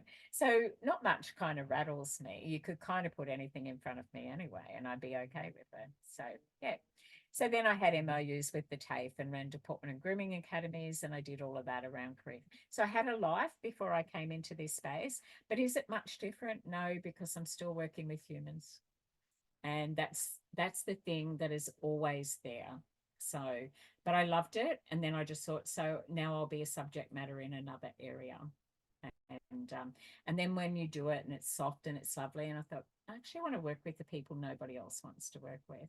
And that's why I sit in the space that I do, because I go, I see you, even if nobody else will. I'm listening, even if nobody else will. So getting to do that deep work, that's where I like to be as a youth worker. But that doesn't mean everybody likes to be there. That just means people send those ones to me. And then there's other things that I'll go, if I want to do that, then I'll find another person. So our team, our group belongs in the wider community. Sometimes it's where we work, but sometimes it's out there in wider. So everybody is. I think my local government state MP is in my group. He may not think that, but he's in my group. Hey, I met someone, they're a family, they're sleeping rough. Child safety are going to come and take their kids. I need you in there on their team. And to do that, I'm here to take that lead role. So I'm like, I heard you speak and you said no family will be turned away. I need 12 weeks in a motel. It's going to take us that long to find them somewhere. So I'm going to get 12 weeks in a motel where they're looked after. And child safety know that there's a wraparound service there. And then we start bringing in the other agencies. Nobody's going to get in there. We're doing that really important work. It's a young parent cannot advocate on their own behalf. So we have to be that voice. That's youth work in action. So you've got to find your mojo, your leader, inside of you as an advocate for that person. So there's a lot to being a youth worker, because young people often don't have the words or the language in that space. So I'm pushing you hard. I know I'm making you dig really, really deep. Now I'm asking you, what kind of youth worker and leader are you going to be? So, and does that come from other people's opinions about us? Nope. That is internal. The same as the work we do with our young people. So we talk to them about self-esteem, and then we talk to them about outer esteem. You take those things away, what have we got left with? We should be able to take that. So when someone goes for a job or they do their resume, it's not about the employer that they worked for. Don't promote them in your interview. Promote yourself. When I worked with them, this is the work that I did. This is the part I played in that. Here's the project that I worked on. Here's the target group. you're talking about your knowledge, your skills. It could be a thing that you volunteer. Mario, you're doing youth work now in action. It's looking this way in the package, but you're doing that work with a community sector foundation. You know, what's your driver, what's your legacy work, that's very individual to you. Why am I going to be part of that group? So I'll tell you, there's groups I won't be part of, because why would I go to a youth forum if there's not a young person at the youth forum? That's just a worker forum. Okay, great. I love you all. I'll see you once or twice a year. When we do an expo or a career expo, I'll come and say hi. I hardly ever see you, or we're referring. But I'm not going to turn up every month and go to a meeting and talk about youth without a young person in that room. I want to hear what young people have got to say about young people. Okay, nothing about me without me. So that's my foundation stuff that goes with me. That's my practice standard. And that is that higher level expectation that you're getting when you're doing your studies. So when you're doing an assessment and it's going, what do you think about this? When you're doing a role play, it's about active listening. When you're doing this assessment around group work, you've got to look at the other layers. What could go well in a group? What do you look for in a group? Why do groups break up? What goes wrong with them? And is it okay? Has it actually done what you set out to do? Or if you're doing something, should you break it down and go, look, this has probably got 7 stages to it. Let's come together and just start forming it and see what it looks like. It could evolve into something completely different to what you first started. Matt, you shared something about what a group was like and how it kind of happened. And I thought, you know, those reflections around that are really good, but it's not our responsibility to look the other way or accommodate other people's kind of personality quirks if it takes you away from your why. Why am I here? What is the purpose of the work that we're in? If you don't think that after that sort of storming and forming, if you think that they can't get out of that storming, then get out of the group. You know, like, but be polite. It's like, oh, this is great. I haven't got a lot of time at the moment, but I really would like to keep hearing about the work that you're doing. And if I can help, then let me know. Just exit gracefully from that, but know that it's there. It'll fit somebody else. So that doesn't mean the group is wrong. It just means that it could be wrong for us. And with our organisation, we always work on reputational damage. If you go to a group and your employer sends you there, you're representing them. But other people are deciding, oh, look, they're actually really good to work with, or like, whoa, they're intense. And if I'm heightened, yep, that's what you're going to get that day. If I can't regulate, I'm there, you know. And so I just really like do my breath work. Olivia did a role play, and we both did the square mat, and it was amazing. So deliberately heightened when I went into the space, and Olivia definitely got me into that window of tolerance, which she was doing as part of the role play. But I actually want to say I really needed that at the time, Olivia. And I think I may have shared that with you when I was actually doing my feedback for you. On a side note, it was exactly what I needed to be reminded to do. So we're humans, we're workers. We need to find our own window of tolerance in that space as well. Did it perfectly, beautiful. And that's what she identified. I'm assessing, I'm intake. I can't do any work with you unless we're in a regulated space. So she got there, and then she could do the work she had to do.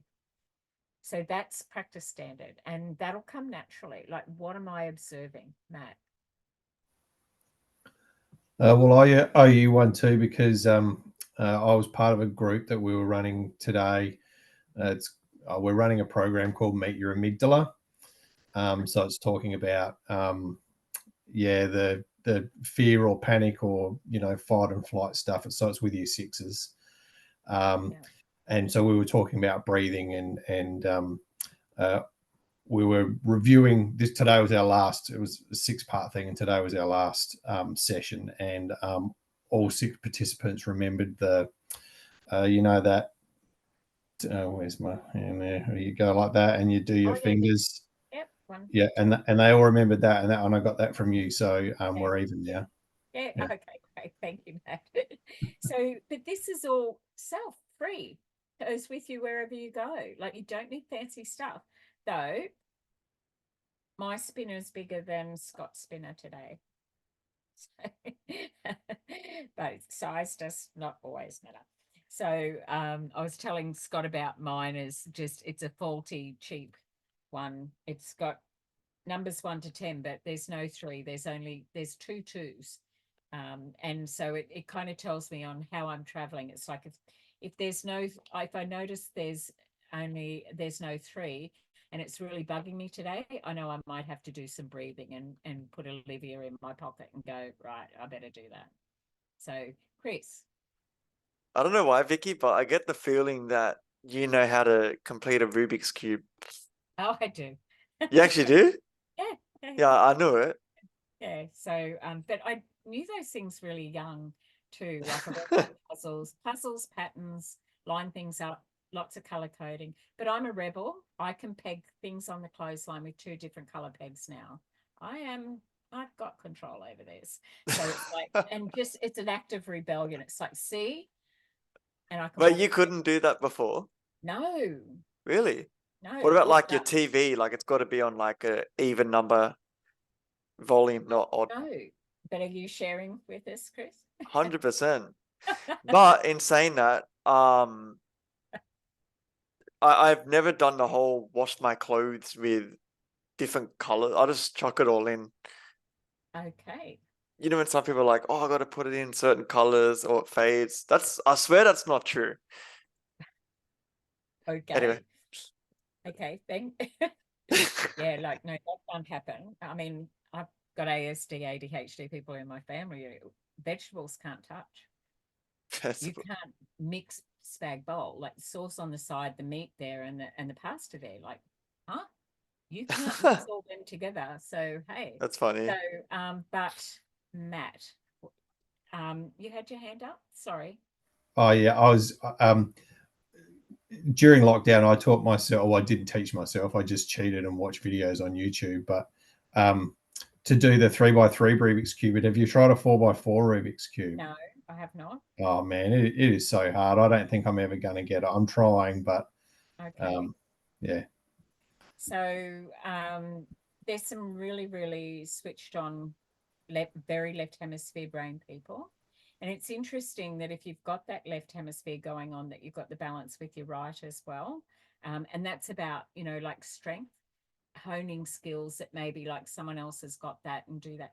So we talk about when you, if you ever do learn the skill around neuro-linguistic programming, NLP, then that is reframing, or what that really is. And so when we say to a young person, oh, don't slam the door, the young person hears slam the door, that's programming.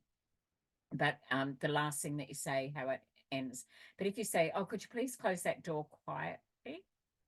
They'll go, and then just quietly do it right at the end. You can, there's learned behaviors in young people. I do this because that's what we've always done.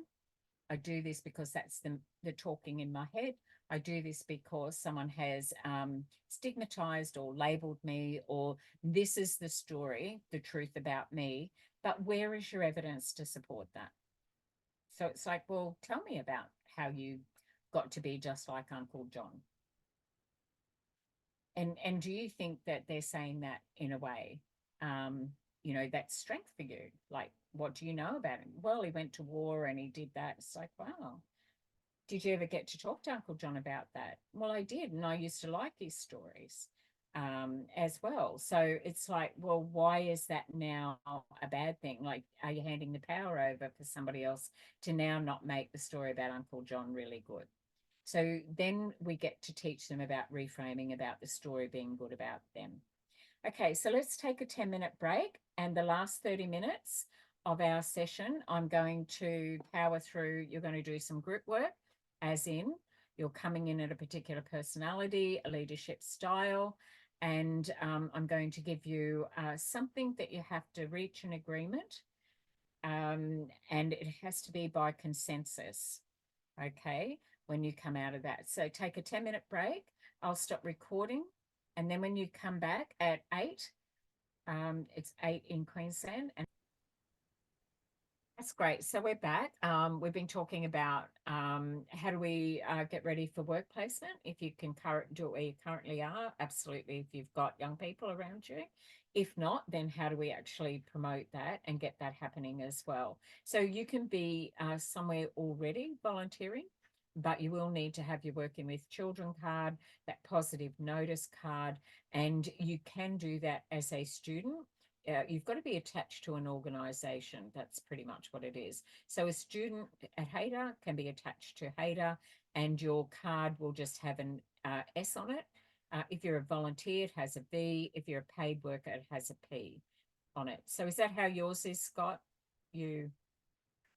That's what your blue card. I know you're in Queensland. We call it a blue card because it's blue. Yeah. So Queensland have cracked that. So but yeah, yours is no card, no start in your Yeah, kind that's of right. Yeah. yeah. So we need to be ready. But Chris, if you feel that you've only got 3 more units to do, that's something that has a sense of urgency around it for me, like my perspective. But some people like to finish all of their theory, but now would be the time to start, because it's great to finish your theory and then go out, because you've still got tasks and assessment to do when you're on work placement. So yep, you don't get out of that. Yeah, because I was thinking like 3.5 months left. I kind of want to, wrap it up and have my like a job kind of getting sorted. Absolutely. That's where I would be as well. But in my Monday group, I have a lot of people who are already working. They've just said that I'm currently undertaking studies, and some of the jobs they're going for. So we go for the jobs that we're matched to. And if they've got if they've got over 100 people applying and they've all got more experience than you, they're definitely going to get in before you will. But that's what work placement is for, is to get you in there. And if you've got a place that you could see yourself working, you could go in and do volunteer or work placement and turn your volunteer work into, would you be my host employer? They go, yeah, absolutely, that's great. Yeah. Or look, we just don't have capacity for someone to walk you through that, or we don't have all of those other things to exposure to.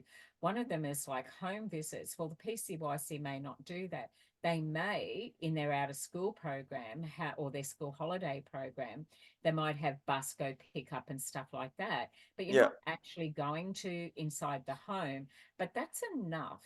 Then you talk to your trainer. So you stay with me on any of the tasks throughout that, and I guide you on how to make it meet that threshold for you. Oh, cool. Yeah. But just one more question. Do a group thing. Yeah. Yeah. Right.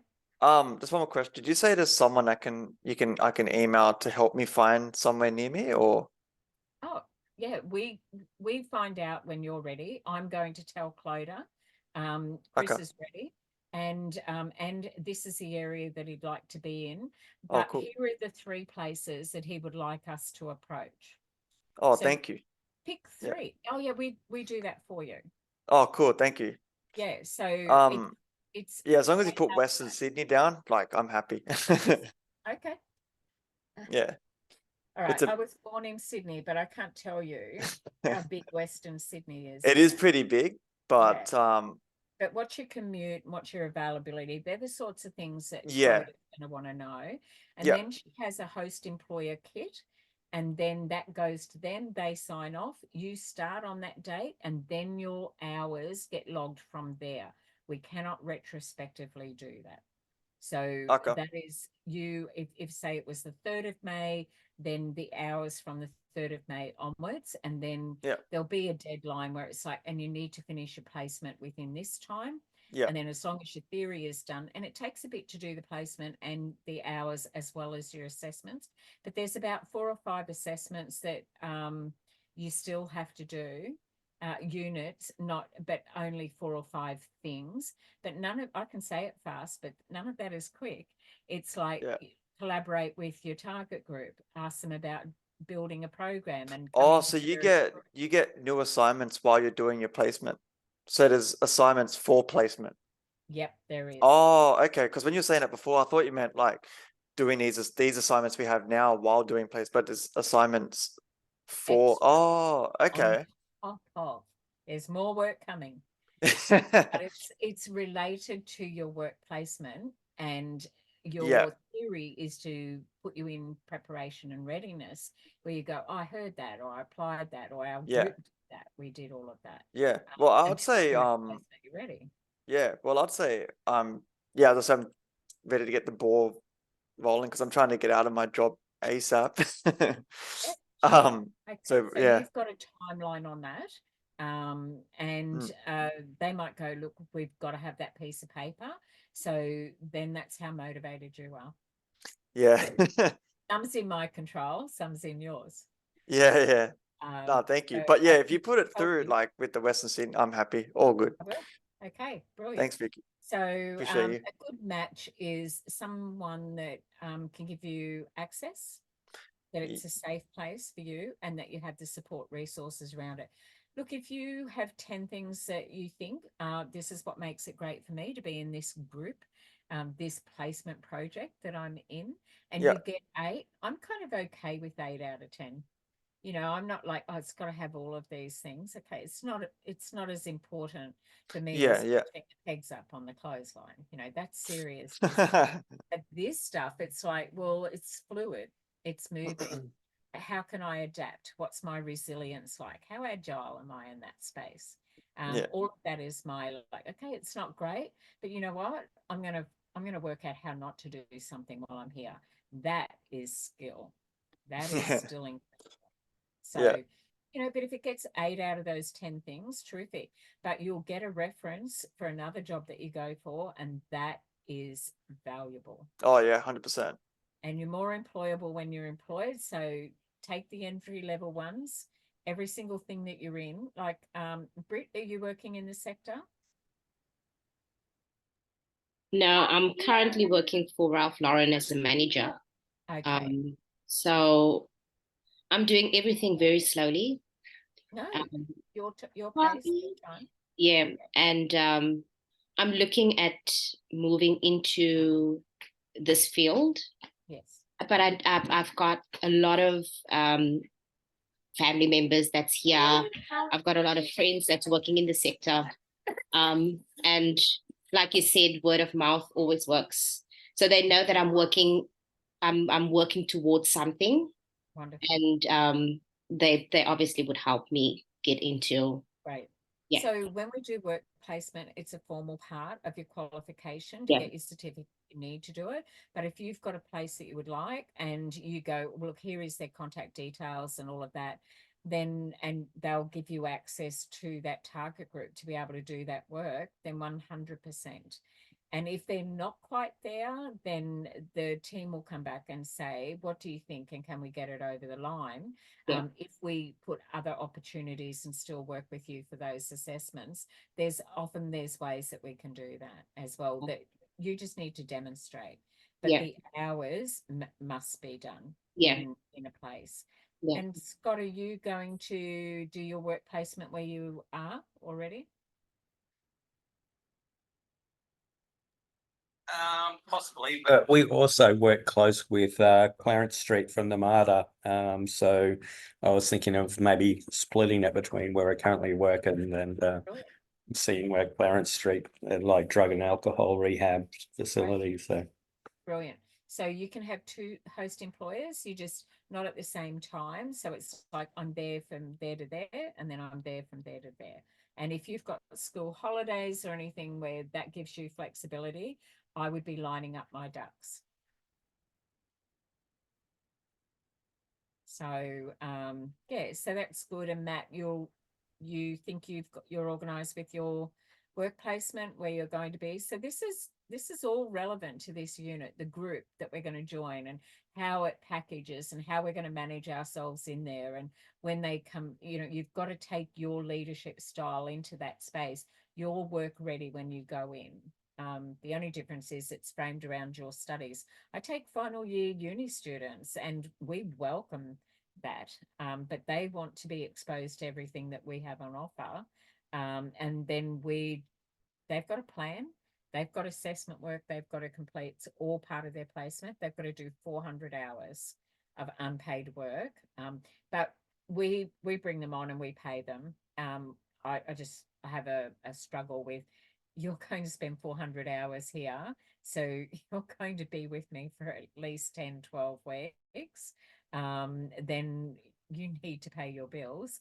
And so when we say yes, we know that we've got temporary roles, but it's rolling. So we usually have 2 vacancies that we're filling all the time with final place uni students, but sometimes it can be a Cert IV person that comes in, and I'll take that, mix it up, TAFE or whoever.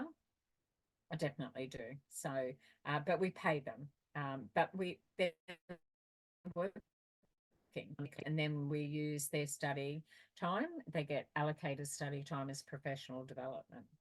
So, you know, like, we're talking about groups, we're talking about work placement, we're talking about teams. All of this is relevant when you're going into your work placement anyway. So we already sit inside a team. So this is what I want to do. So I'm going to give you a scenario. I'm going to give you a problem to solve, and I want you to go into that space. We're going to make it brief. You won't have a lot of time. It'll be 10 minutes. I'm putting you all in the one breakout room. And I want you to go in with your personality, but one person is going to be, one has to be a peacock, one has to be an owl, one has to be a dove, and one has to be, I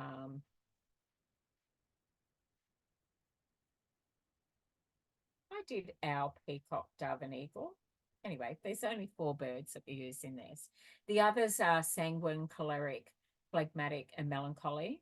But the melancholy is the owl, the phlegmatic is the dove, the choleric is the eagle, and the sanguine is the peacock. So there's just different personality ones around it. But the bird one seems to be super easy to, when you're working with young people.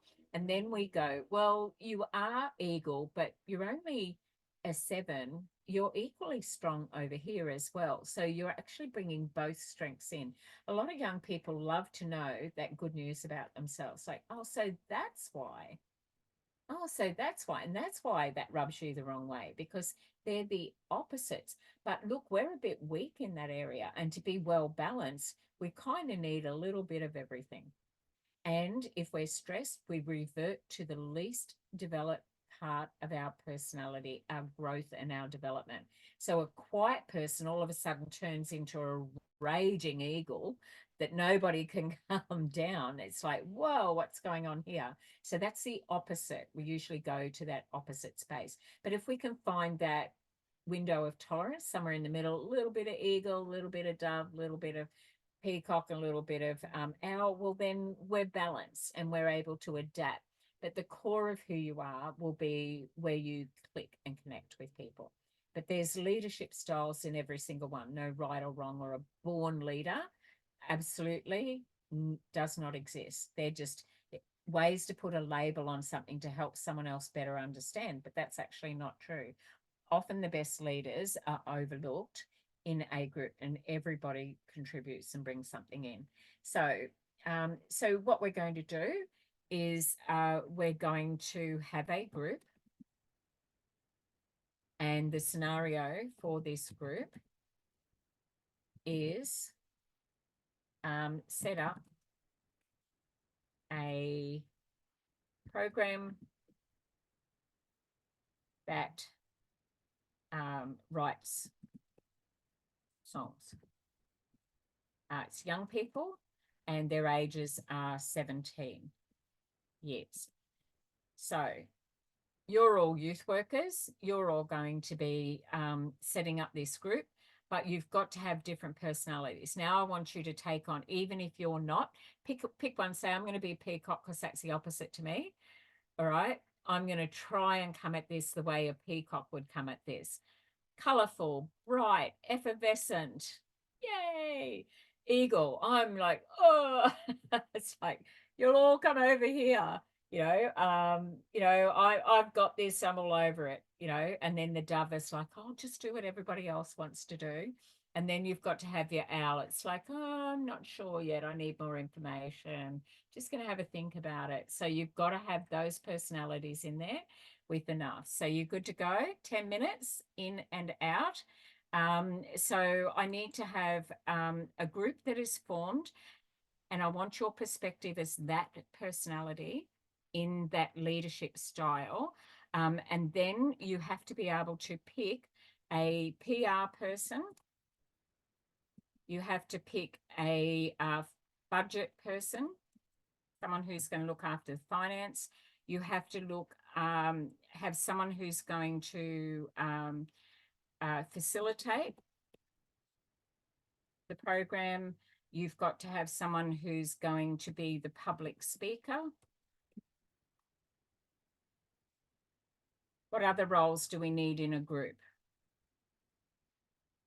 Workplace health and safety and the first aid officer,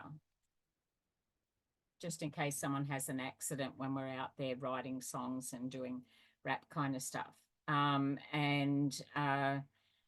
think that's enough. I think that's, we've got 8 in our group. We can have more than one PR, more than one budget, more than one facilitator, more than one public speaker, more than one workplace health and safety and first aid officer. Okay, so 10 minutes in and out. I want to know who's doing what role. And then I want you to act in that persona of that particular person in there, but you have to reach an agreement. Everybody has to come back and have agreed. Okay, so can we get a vote on that? It's like, yes, okay. Some of you don't vote. Like, you're like the jury. You've all got to come together and everybody's got to reach an agreement that all of those jobs have been filled. That's what you're voting on. I'd be better at this because, no, I'd be better at that because I'm that person. All right, but you've got to delegate these positions over to somebody and you're all leaders in that space. So I'll throw you into a breakout room. And just the one, away you go.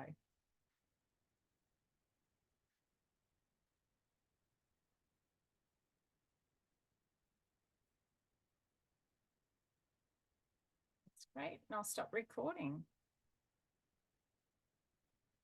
So for those of you that are watching in our recording, we're working on our group session. Of course, that's what our program's about, this particular unit. And we're looking at how our leadership style is. We touched on a little bit around work placement. But work placement actually is about us joining a group as well. So when we go into an interview, even if it is around host employment, we're actually joining a group that's already established. And then how do we take ourselves into that space?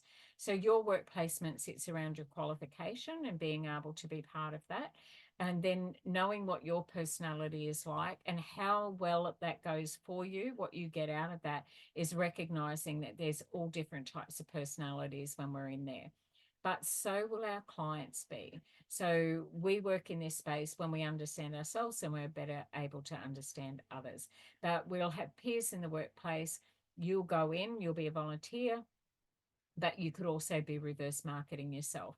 So it's like a long interview, I find. You might go and do work placement where you actually don't want to get a job. You might decide that I'll go there, but that my actual dream gig is over there, but I don't want to do my work placement with them. I want to be able to have in a reputable place and get a reference from them, and then I want to be able to apply over there. So we have to have that kind of critical thinking around it. What would be a good strategy for me when I jump into that space? All right, so I'll wrap up and the group will come back in 10 minutes and they'll bring back all the key learnings because we don't record in breakout rooms. So for those of you who are watching in recording, I just wanted to give you this bit of context around it. And then when the group come back, they'll come back and bring their key learnings and some unexpected as well. See you soon. Wonderful. So good to see you, Uli. Thank you. I love when you drop your information into the space too. Thank you. So I've got a couple of questions. Did you reach consensus? Did everybody agree? Yep. Yes. Okay, brilliant. Yes. And so all the roles were delegated? Yep. Yep. And did one Yeah, leader all the ones emerge? that are there. I feel like we all sort of emerged, but Scott definitely stood up, I reckon. Stood out and sort of so we all sort of half delegated each other. And as Matt just said towards the end there, we all sort of how we sort of perceive each other, like we're getting to know each other now, and so yeah, we sort of delegated each other's roles and then asked if we were all comfortable in those roles, and yeah. Yeah. So if you were running a group and you were delegating over, you've got to know each other, you're definitely in the performing space, like you do know each other, you are working collaborative together, you have done some role plays together, you do work in the breakout rooms together. So I think that you kind of go, well, this is where I think you'd be good. And if others agreed with that, like then you're just checking, like, is that it, or no, I'm not comfortable. As well. So you went in and you did the job that you had to do, which was to reach a consensus. What were the strengths? And we're going, you know, I'm going to ask you about what were the areas to develop, but what were some of the, let's just say strengths rather than positives, strengths that emerged? I'd say the teamwork. We worked really well as a team. Right. And we all stopped when when somebody started talking. We sort of stopped and listened. And Scott, again, I'm going to refer to you again. Scott, we checked with everyone to make sure they were all comfortable in that role. Of that, so strengths emerge, teamwork, communication skills, and consent. Okay, so there you go. Now, would you, Scott, have thought of yourself as a leader? Yeah, actually. Yeah, I'm pretty comfortable in the leadership type role. And Wow. it sounded like others were comfortable having you there in there, but it also seemed that there was a lot of strength-based stuff coming out of it. People were a good fit. It was a collaborative space.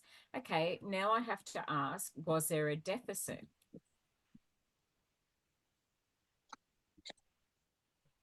In your group? So was there a skill that you felt that you lacked and you could recruit and add another person in there? Like, oh, if only we had a chook instead of an owl or a eagle, whatever. I know we're just. So was there a deficit in the group? Where was the weakness? Sorry, Brett. I'm just coming up with a bird. I think the group. I'm I think sorry, the- Vicky. While we were talking, Okay. someone mentioned I always thought I was an emu. So Oh, yeah, that was me. Yeah. I'm like, you guys are going on about eagles and owls. I'm like, I was waiting for you to say emu because that's what I always thought I was. But Yeah, I think you've got your head buried in the sand there, Chris. that's what I mean. Like, I'm just lanky, you know. I don't know. Okay. All right. So, yeah. We found out Scott's first kiss.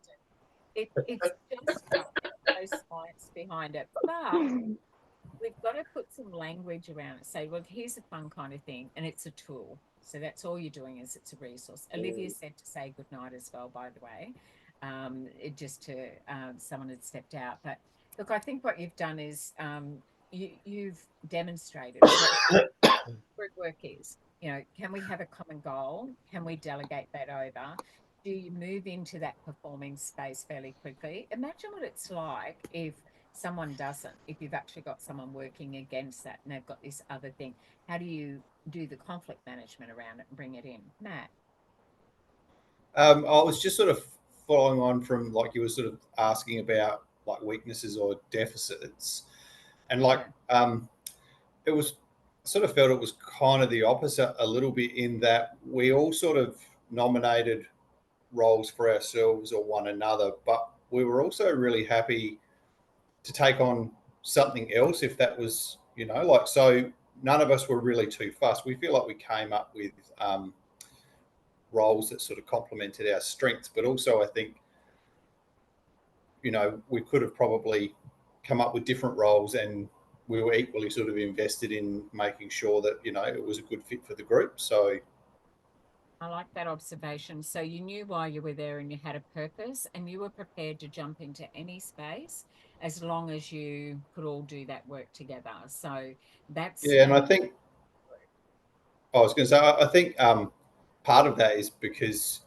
you feel supported and like in the group. So you're kind of happy to put yourself out there or go out on a limb or try something you might not be as good at because you feel that you've got the backing of your mates. So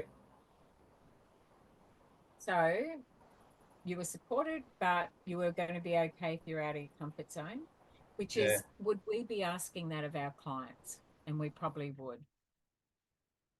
And how do we get them there into that one space? So that's really great work for that. And we covered a fair bit about going into work placement, which is, again, you're not in the group, but you want to join the group, and it's the same mindset. So being able to pivot, we talk about resilience and agility. Chris floated out there, that we know one of our learners, Olivia, in a slightly different area, and said, I'd really like to be able to maybe work there. And so we've started that process with Chris.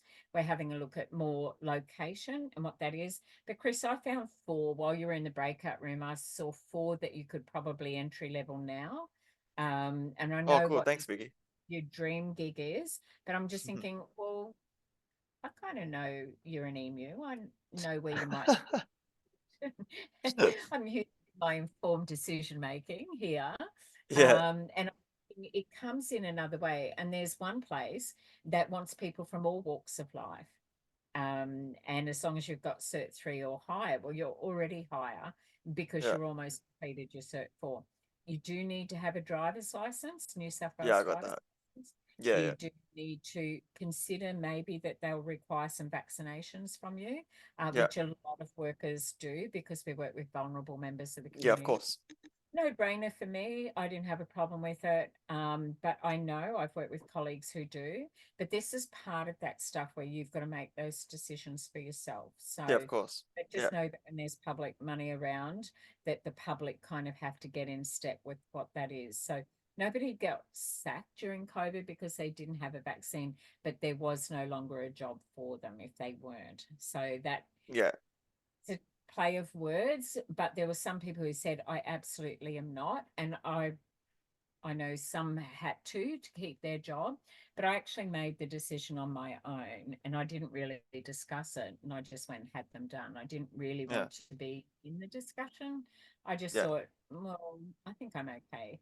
And Yeah. I'm immunized, but I was still thinking, I spoke to my GP, I got my information from experts and things like that Yeah. were enough for me. But I didn't have an actual opinion. I know that you've got to have vaccines to travel overseas. I know you've got to have vaccines to work with a health department as well. And so those transmittable disease type things. So I was kind of okay with it. But that's you've got to make your value-based decisions around it. But the working with children card, if you've got one that has been dormant because you didn't renew it, then reactivate it. If you can find that number, that'd be gold. It'll save you a lot of grief because the process goes slowly. In Queensland, it's pretty simple. I didn't have mine, but I phoned them up and I negotiated and I said, oh, can't remember. I don't know what it is. And it was years in between. And Yeah, I'll reapply for it this weekend. Yeah. Yeah. Because I did it and then I was just like, I can't be bothered going to pick it up. This is ages ago. But yeah, it expires. So yeah, I'll redo it. It's no fuss. So your email, LSO at Hayder Institute .edu. I was going to say, would you recommend as well, because I'm working full time at the moment, like, would you say maybe wait till we finish and then do it?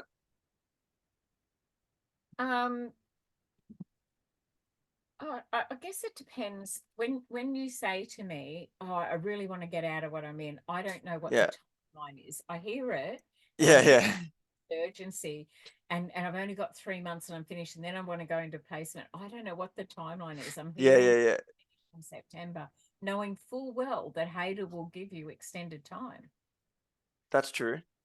Yeah. So But yeah, as I said, I'm trying to get out ASAP, I guess. Slowly, I'd like to do some volunteer. I'd want to walk the walk and talk the talk. Yeah. As well. And I'd want to be confident because if we don't have that knowing, not just from class, but actually out there, we wear it on our skin. And when we go to an interview, this is the scene that we set. Please pick me. All right. But I go into an interview and I go, will I spend my energy and my time with you? Do I want to join the group? Yeah. And do I know my why? So I interview them in that space, because to me, having that balance is more important. And balance can mean something different to each of us. What do we want to do and how do we want to do that?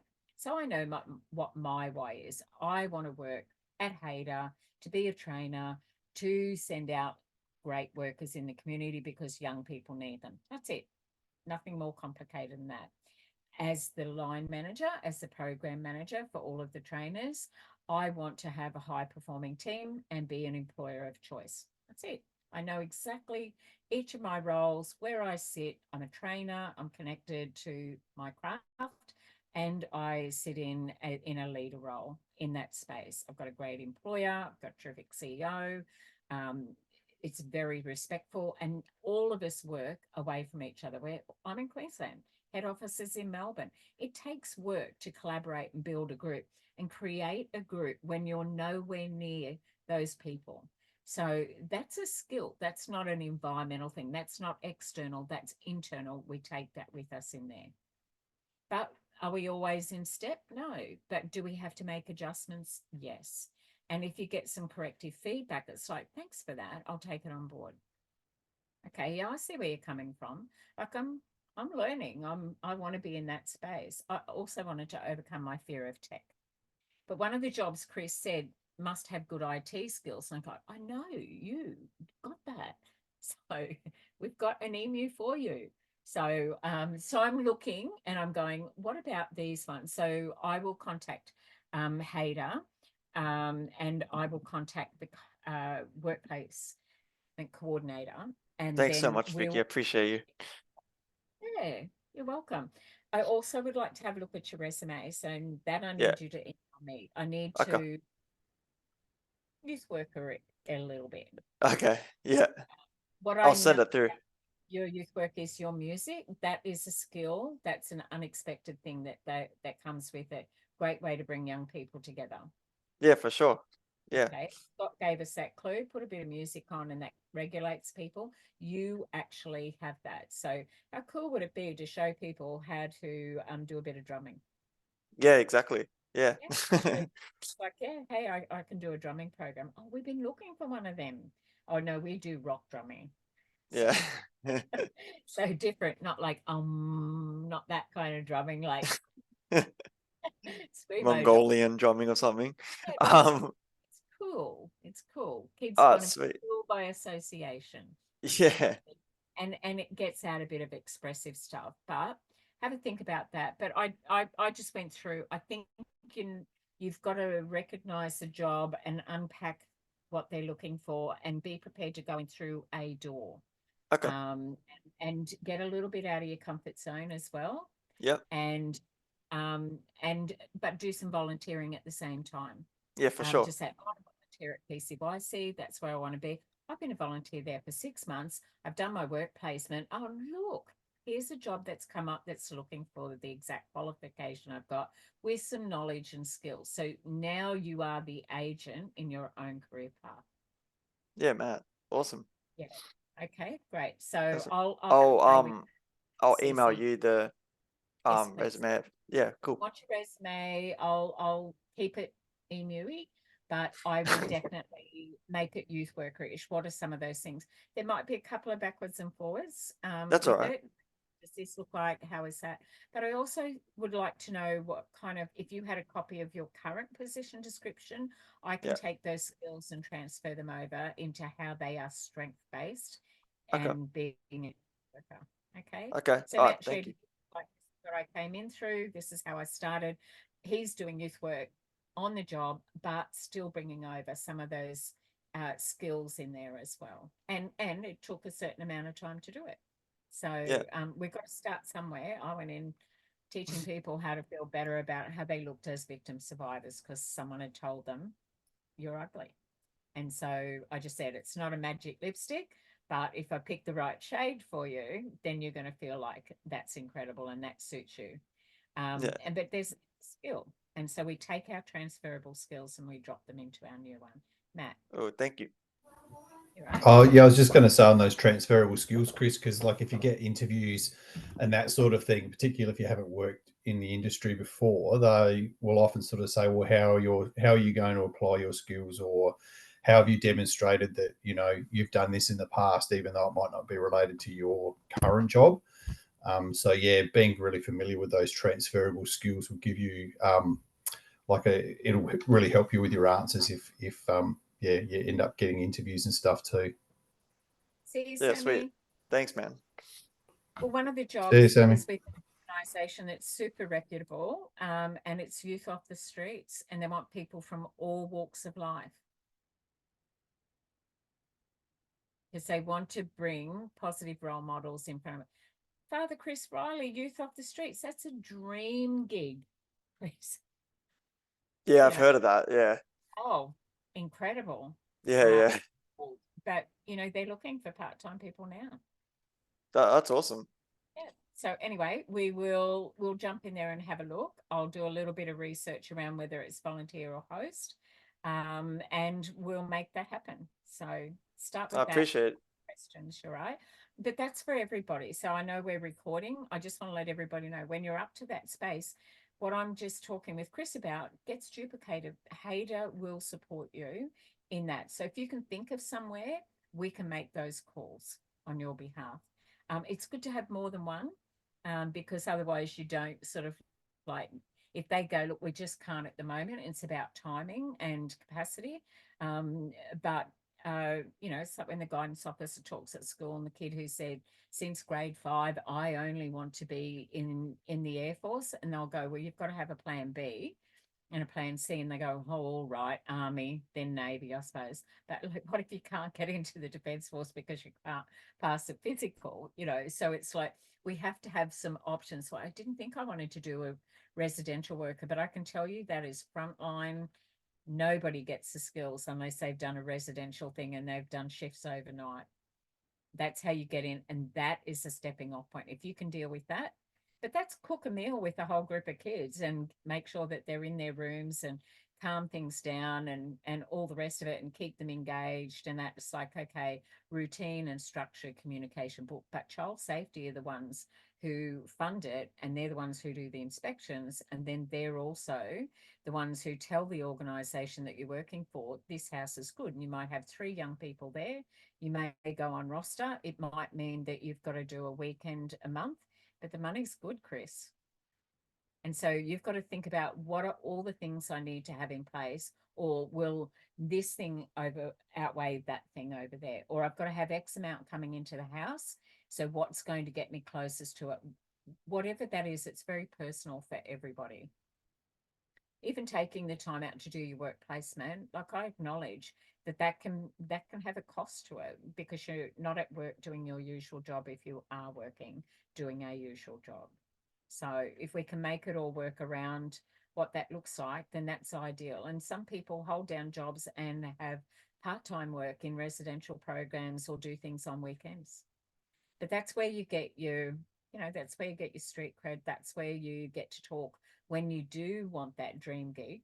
And they're going to look for experience. If you get 150 people apply and everyone's got the same Cert 4, what's different about you? What's your point of difference? And so that's why what Matt's saying is transfer those skills over, use that language, make it fit in youth work. Like we all shared with you when we're doing this unit, being in a band is actually a great thing to transfer over. Well, it wasn't a band, but yeah, same thing. Yeah. Yeah, well, I mean, yeah, I was a hairdresser, but I'm not going to cut anyone's hair either. Yeah. But can I help them get ready for a job interview? I can. Exactly. Yeah. I'm transferring my skills over. And I just say, we're a walking, talking business card. Chris, I think your customer service skills, like I walked into the role I am now as I'm a chef at the school, but basically my approach was treating the young people as customer service wise. And my whole point of becoming a youth worker was based on the young people went to the head of campus saying, why isn't Scott a youth worker? And that was realistically for me, customer service skills, treating young people as customers, and that those skills transferred over through that way for me. And that's Oh what yeah. we do.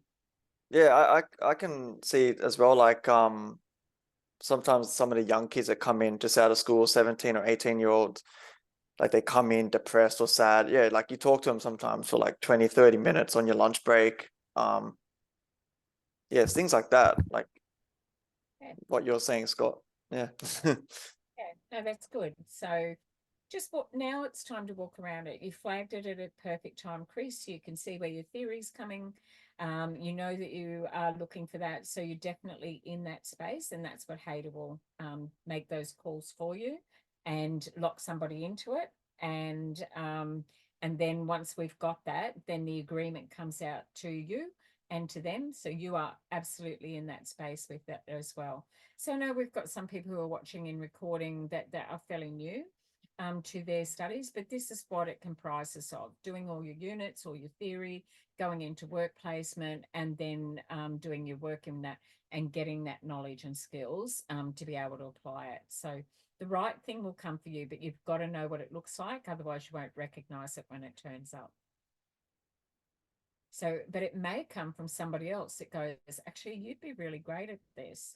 And so you've got to have that. Thank you for that. It's actually something I might be interested in. But I mean, my first response was not, that was like, say what?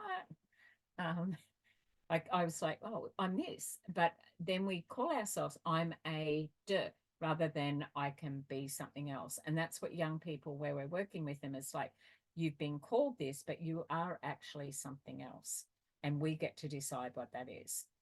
So I want to say thank you so much for your work tonight. I'm going to hit pause now, and I'm going to finish off with our slides, which you guys will all get. So I'll pause now and say, see you all next week. Great. So we're back, and I'm just wrapping up, and everybody's had their debrief. And I just want to run through the last of our slides just to assist you with your assessment work around this. We've also got a supervisor report. There's another resource in this particular one, but this is around our group work. So what are the strengths that we brought back after being in our breakout room was collaborating, non-verbal and verbal. So our non-verbal is kind of like our body language or our nodding, letting people know that they're acknowledged, you like what they're saying. That's how we also contribute and participate when we're in a group, and validating what someone says, and then our verbal. So our verbal cues, like, oh, that's a good point, you know, that positive reinforcement, and being someone who's collaborating in that space, making sure that we move into that performing stage, that we have empathy. And empathy is not sympathy, but it is about, I get where you're coming from. Okay. And from their lens and their perspective, that actually makes sense. We unpacked a little bit where one of our learners spoke about their partner, and their partner works in a non-clinical space, but they can feel some frustration where someone might see it, another one, and it feels like a disagreement, but it's actually two completely different goals, two different purposes, even though you're all in that one collective space. And we have different drivers, why we're here, what have we got to achieve when we are in there. We're paraphrasing, so we might say something back. So parroting is like if someone goes, oh, I just feel really stupid. A parroting would be like, oh, so you're feeling like you're really stupid. Well, yeah, I just said that. That is not empathic, you know, when we're in that space. But paraphrasing, if someone goes, oh, just feel really stupid, you can just say, oh, it can be frustrating sometimes where you just think, I know it, but I'm just stuck and I've got this far. So that's still, there's more come out of curiosity. Like, what else do you think might be missing? Or is there like a resource or something, you know, start problem solving with it rather than, you know, like putting a full stop at the end of it and turning it into an absolute. And then questioning, like, oh, I'm curious where you're coming from with that. Okay. Oh, I see what you mean now. And that's meeting of the minds. And we need these communication techniques when we're in that space. And then summarizing, well, it sounds like we've covered a lot of ground here. And we reached consensus, you know, and we came at it different ways. And that's why we just had that kind of fun activity around different personalities. The reason is not to decide if you're an owl or an eagle or a peacock or a dove, but it's just to acknowledge that there's different ways that we come at it, that as well. But then I put the unexpected learning, and there was a lot of parity there. There was a lot of equity, respect from a very high performing team who came to virtual class tonight and contributing. Everybody went into that breakout room, but everybody came back where there was emerging leadership and move. So there was working together towards a common goal, what that was as well. And that was definitely there. But then when I asked the question, like, who do you think emerged as the leader? And they had all identified one person. But then when they unpacked that, what is that about it? And he explained, well, you know, that's customer service. That is what servant leadership is. I'm here to serve you in that space. And taking that approach as a youth worker, or taking that approach as a representative in an organization, if you're coming out of service, if you're thinking win-win, it's likely that everyone's going to come away from that group session and feel like that was validating. It was respectful communication and language. So we did our understanding. The group didn't go into conflict, but how can differing personalities and different purpose why they're there? What influences a group? We spoke about the doctor. The negotiating, it's like some people will just avoid it. Some people are accommodating, like people pleasing. Some people are compromising. I'll just go along with what everyone else says. So there's our dove. And then collaborating means that we are there to form a team. So look, we're all on the same page, but we're just coming at it different ways. And if we remember that the client is in the center of that, that's what we call person-centric, then that means that we're all there for a common goal. And some people will compete because they feel that to come up, they therefore others must be down. So we create an environment where that's actually plenty of room for everyone to be acknowledged. But that comes from working together collaboratively. And sometimes it's like, oh, look, it is part of my natural persona to want to take charge and leadership. But sometimes it's okay to sit back and just get a bit more information before you jump into that space. It's not an easy thing to work collaboratively. It's not an easy thing to everybody come to an agreement as well, but you can definitely get there. So we looked at what are some of the signposts, and I use the personalities tonight. We went with encouraging a reciprocal communication. So it's like, yeah, I agree as well. Yeah, it's great. I do it like that too. We have to do some work around making sure that we don't quickly jump in there just to sort of like reach an agreement and get out of there, that we're subjugating our own thoughts, where you go, oh, I've got something to say, but I probably won't say it. We have to just find a way to be able to say that in that space. And that's what the group did. And then maintain this spirit of inquiry. That just means have a curious mindset, like a learning mindset. And that's what the breakout room did. Relationship management, avoid deviant behaviors. We had a moral, ethical question at the beginning of our class tonight, which was really great to do that. But as a youth worker, what's our role? What's our lens over that? Where we're coming, and use face-saving behaviors. So rather than go, hey, you know, it's like, I wonder what, and come at it from a curious space. Like, well, maybe that person's hurting, and maybe if I just, you know, like make sure that I lower my energy, make sure that I don't come across as I'm threatening their authority or questioning anything. We just really can't tell. So be kind of neutral in your window of tolerance when you step in. But have that mindset of like, we're all different, but we're all the same. We've got one purpose why we're here. And as long as you remember that when you're working in a group, you'll get there, and you can get there with lots of different styles and personalities as well. So coordinating our group, make sure what resources. We talked a little bit about drumming. We talked a little bit about setting up our environment as well, and then the importance of a risk assessment. You know, just making sure that our everyone is in a good space and that it's safe. We've got an exit door, we can get out.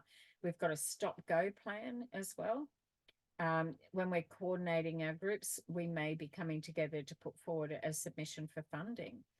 So that means we've got to work collaboratively. We might get input, like how will we go about this? Will we get donors? Will we get funding applications as well? If we're going to be coordinating a group to get some funding to run a program, then we need to be very clear on why are we here and what's it going to look like when we're finished. So that's what aims and objectives are.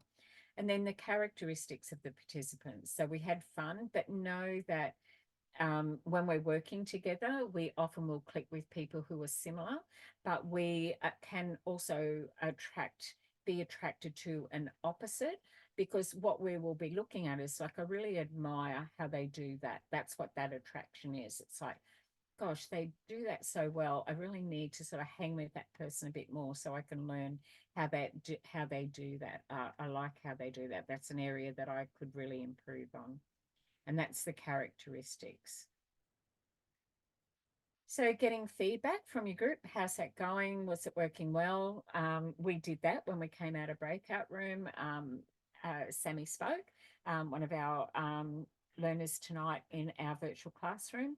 And then getting some feedback after the group, and is that kind of representative? And it was, everyone was comfortable with that, getting the feedback. And then, like, how did it go? Was it kind of like, oh, I don't know, or super happy? It's like, that definitely was not. It's okay to do that in a measurable way. If you're putting together a group, you can set up a survey monkey, which is kind of like a questionnaire. You can do that verbally. How did that go? We did that when we came out of the breakout room. I asked a couple of intentional interviewing questions. I did some active listening. Okay, that's good. That's great. I like where you went with that. You might do it in a form. Can I just get some feedback? We're improving our space all the time. We'd love to hear how that went for you. Electronic survey monkey, and we do that at the very end of the session. And after a day or a week after the session, you might give people time to have a think about that, rather than, oh, I'll fill in the survey, say it was really good, I want to be nice, I'm handing it to them. But a survey monkey can be anonymous. The writing is all the same, so you can't differentiate as well. But if you created a safe space for people to be able to do that, then any feedback is good. But we actually pitch feedback that we want to get as, what did we do well, and what could we do differently if we offered this again. It was like, oh, I'd like to see more, lactose-free milk morning tea. Okay, that's great feedback. All right, we may have missed something there.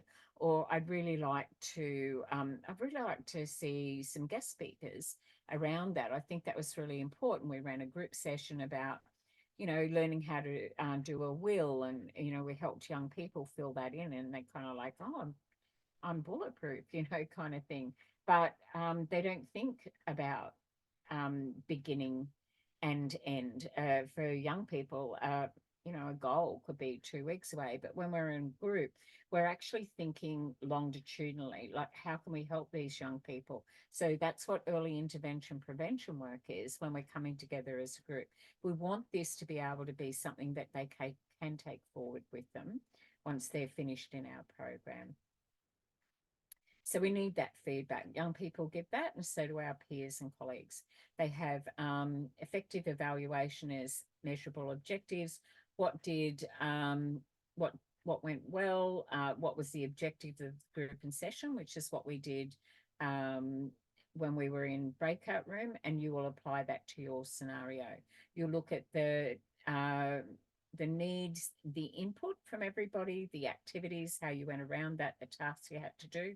We just delegated public relations and media and a finance person to look after the budget for this funding submission that we win. And then what are some of the outcomes? So it might be that we've come to form a group and we're going to do that for 6 weeks. And we're going to have 6 sessions. We're going to have a welcome. We're going to have 4 weeks of activities. And then we're going to have, at the very end, a graduation. So the needs are what we do before we start a group. The inputs are, and you may lock it in there. We're coming in with that in mind ourselves. And then we get everyone's input on that. So we're forming it. Okay, we've got it. Now we're going to put the action around that. They're the activities, the delivery of what we're doing or what we're going to produce. And then what are the outcomes? At the end of this, we will have a graffiti wall, or at the end of this, we will have a welcome pack for new students who come into a program, whatever that is. Or we're going to have a recipe book who for young people who are on Centrelink payments, $40 a day to feed, clothe, and pay their rent is what they've got. So we need to have a recipe book, how you can feed somebody on $50 a week and do that nutritionally, the best times to buy the food at a supermarket, the best cuts, how to be thrifty, all those sorts of things, how to do a budget, how to make a meal go a little further and make sure it's nutritious. So things like evaluation questions, determine what is accomplished. That's effective evaluation, like what went well. So what were the things that we could have done differently? What are the deficits? And then around the activities, what went well there? Which ones did you enjoy most? And then what were the intended outcomes? And of course, did we actually meet that? Can we compare ourselves to another group that runs something similar like that? And then how do we use the results from this? What do we do with this information now we've captured it? It's like, well, I think if we're going to roll the program out again, we can add and do some variations. Or some of the feedback here says that, well, we'd like to see some people in the group that are English as a second language. I think that would be good. Or, you know, were we inclusive enough about that? Or, you know, did we have too much of this and not enough of that? Well, that's how we do our improving performance as well. That's what we do when we capture that effective evaluation. So just in wrapping up, that this is coordinating the group, which is everyone jumping into a breakout room and then gathering input and feedback while you're in there. And the evaluation in the process is to bring that and come out. So when you're running a group, the formula is the same. So we go into breakout rooms so that we can have a project to work on together.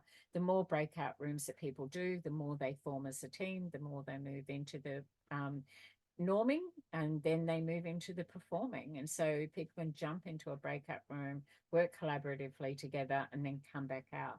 And those who can't be in class at real time and watching it in the recording, you would be seeing some of that as well. It's like, oh, I like how they did that. I like how you don't have to actually be in the breakout room, but we run virtual classrooms. And I think that's where some of that skill development is really valuable.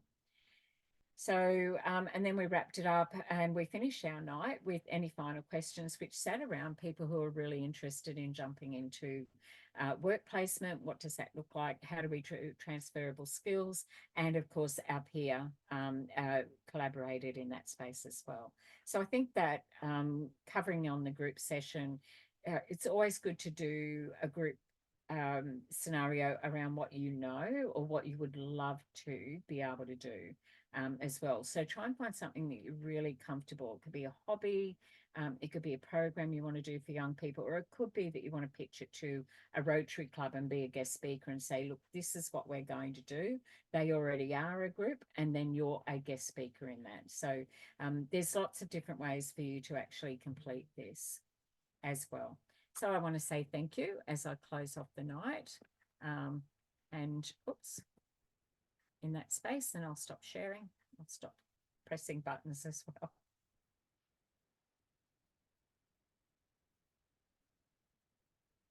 And So I'll say good night. Please reach out by email if you need some assistance or booking. And if you've got role plays that you're looking for some support, then absolutely email me and I can guide you on how you can do that your own way at home. Or if you need to book in with the trainer and assessor, there'll be someone and we can put you in that weight room. Okay, it's great. Have a terrific week and we'll see you next week.